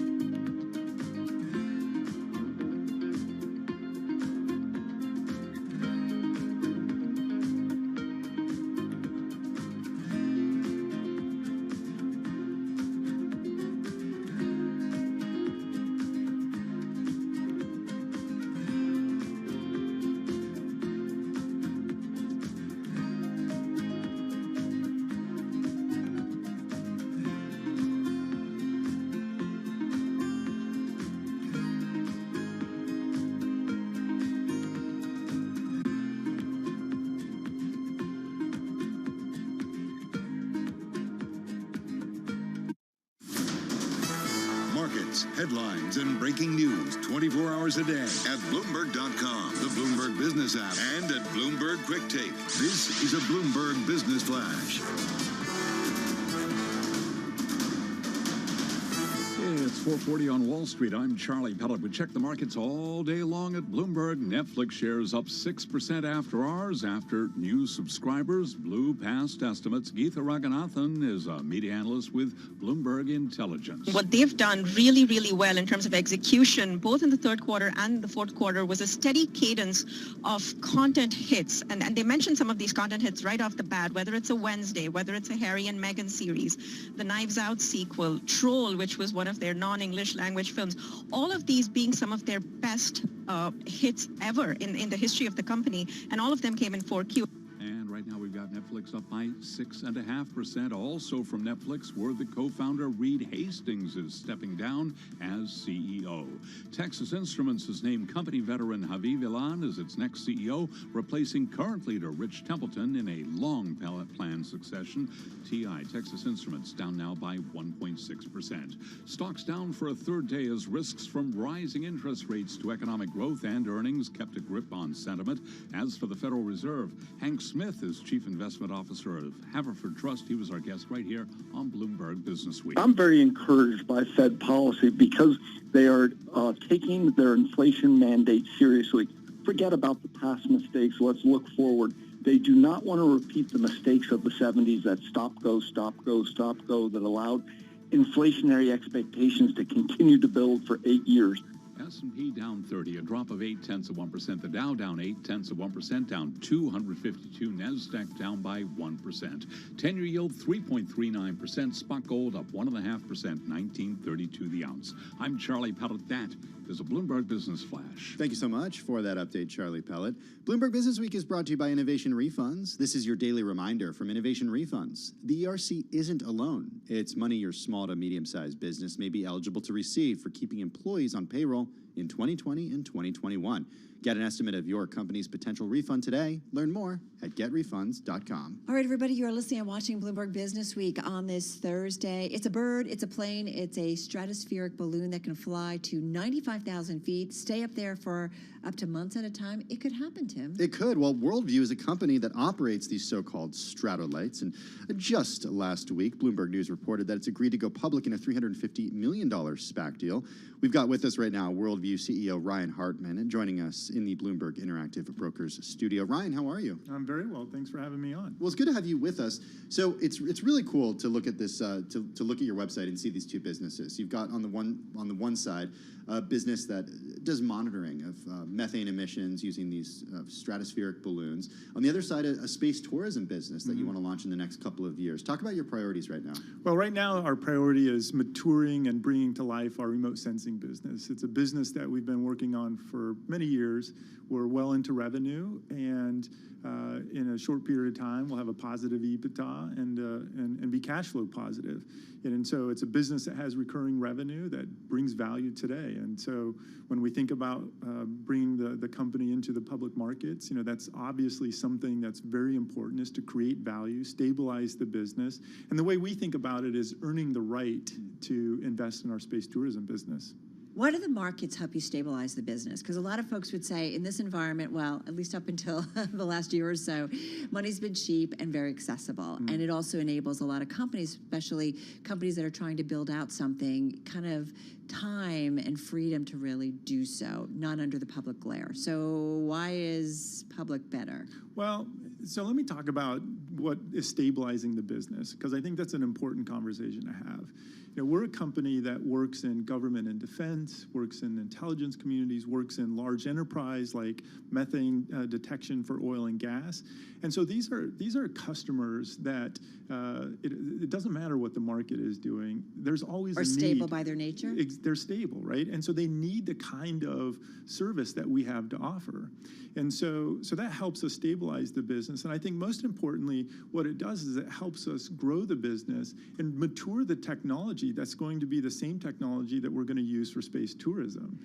I'm curious, you said you're well into EBITDA, and when you talk about top line growth, what kind of top line growth? Well into revenue. Oh, well into, okay. Well, so what kind of revenue growth have you been seeing? Well, I mean, we're a small company, so of course we're seeing 100% revenue growth. But it's off of small numbers. Yes, or starting numbers. So this year we'll do more than 15 million in revenue, and that's what we really focus on is the number of flights we do a year. So we're capacity limited. What we do is very unique, and so we have to prepare the business for the number of flights we do per year. And so this year we'll do more than 15 flights. We'll do more than 15 million in revenue, and on that basis we'll be able to grow to something closer to 30 flights the following year. And so you start seeing this compounding effect, and we're bringing a very, very unique capability to the market. I mean, I can't even think of all of the different use cases that kind of technology. Let's talk about the technology here, because if you look at the website, if you're watching us on YouTube or on Bloomberg Quick Take right now, you can actually see it. The balloons are what they sound like. They're balloons, and they go to 95,000 feet. What are they filled with? What's the unique technology that you have that prevents other companies from being able to do the same thing? Yeah, so on the remote sensing side, the technology we use is a navigable balloon, right? And so what that means is operating in the stratosphere, there's 4 directional winds. And because there's 4 directional winds, if you can control your altitude to where those winds are going in the direction you want to go, you can freely navigate in the stratosphere. And so that enables us to either stay over an area for a very long period of time. So we talked about the methane gas detection use case. We can stay over an area for 2 weeks at a time, a month at a time, 2 months at a time, and always be ever present, looking at an area, collecting data that's value added to our customers. And so to operate the stratospheric balloon, we fill them with either helium or hydrogen on the remote sensing side. On the space tourism side, it'll be helium. But on the remote sensing side, it's helium or hydrogen. And then separate from the lift balloon, there's another smaller balloon below it. You can see it on the website. And that smaller balloon is what we call a ballast balloon. We pressurize that with air, and by pressurizing, you create mass that counteracts the lift gas. And so by counteracting the lift gas, we can descend the balloon. It's sort of what a traditional burner in a balloon would do. Well, no, not exactly, because what a burner in a hot air balloon does is it creates lift gas, right? So it's heating air, and that the hotter the air is, the lighter it is, and therefore it tries to rise. Whereas for us, what we're doing is using a lift gas that's always constant. And that's what enables us to fly for very long periods of time. But then when you couple that with pressurized air below the lift balloon, separate from the lift balloon, you're creating mass. You're creating a density of air that counteracts the lift gas. And so what we're doing is we're pressurizing the air to use it as not a lift gas, but as an anchor, if you will, to bring it down a little bit. Hey, Ryan, in addition to the remote sensing business, you guys have begun selling 6 to 8 hour journeys at $50,000 a seat through your space tourism operation. I'm on the website. Kenya in 2025, you're launching the Great Barrier Reef.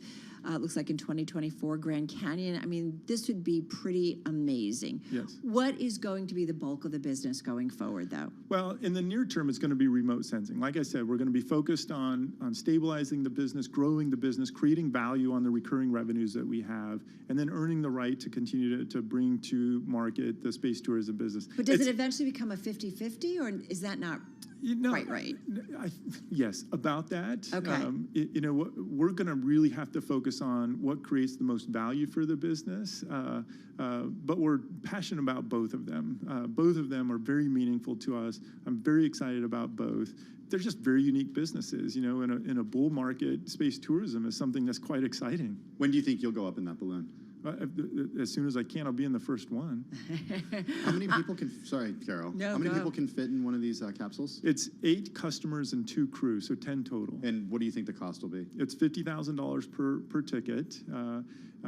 We're taking deposits now at $500. We've sold 1,240 tickets so far.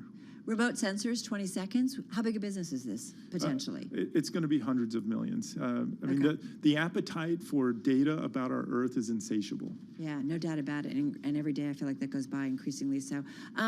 Stay in touch. Let us know how things are going. Thank you. Thanks, really Carol. Appreciate Thanks, it. Tim. Let's do this from space next time. Deal. I've gone to see balloons. Have you ever done that? Yeah, I've gone to see them. I've gone up in a balloon. Have you? Yeah, never to Never to 95,000. 100,000 feet. Ryan Hartman, thank you so much. Really appreciate you coming in and visiting with us. Chief Executive Officer, Worldview, joining us in our Bloomberg Interactive Broker Studio. Carol Massar, Tim Stenovic, you're listening and watching Bloomberg Business Week right here on Bloomberg Radio.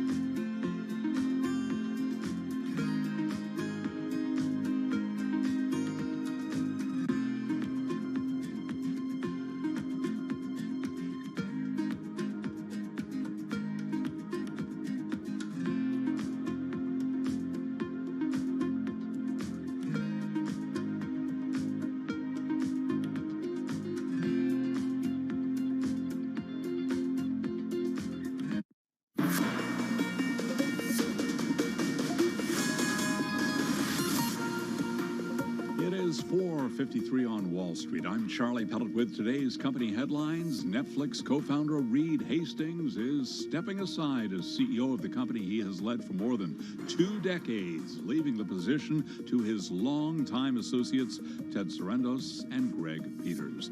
After the bell, Netflix reported the number of new subscribers blew past estimates, adding 7.66 million new subscribers. Estimates were for a gain of 4.5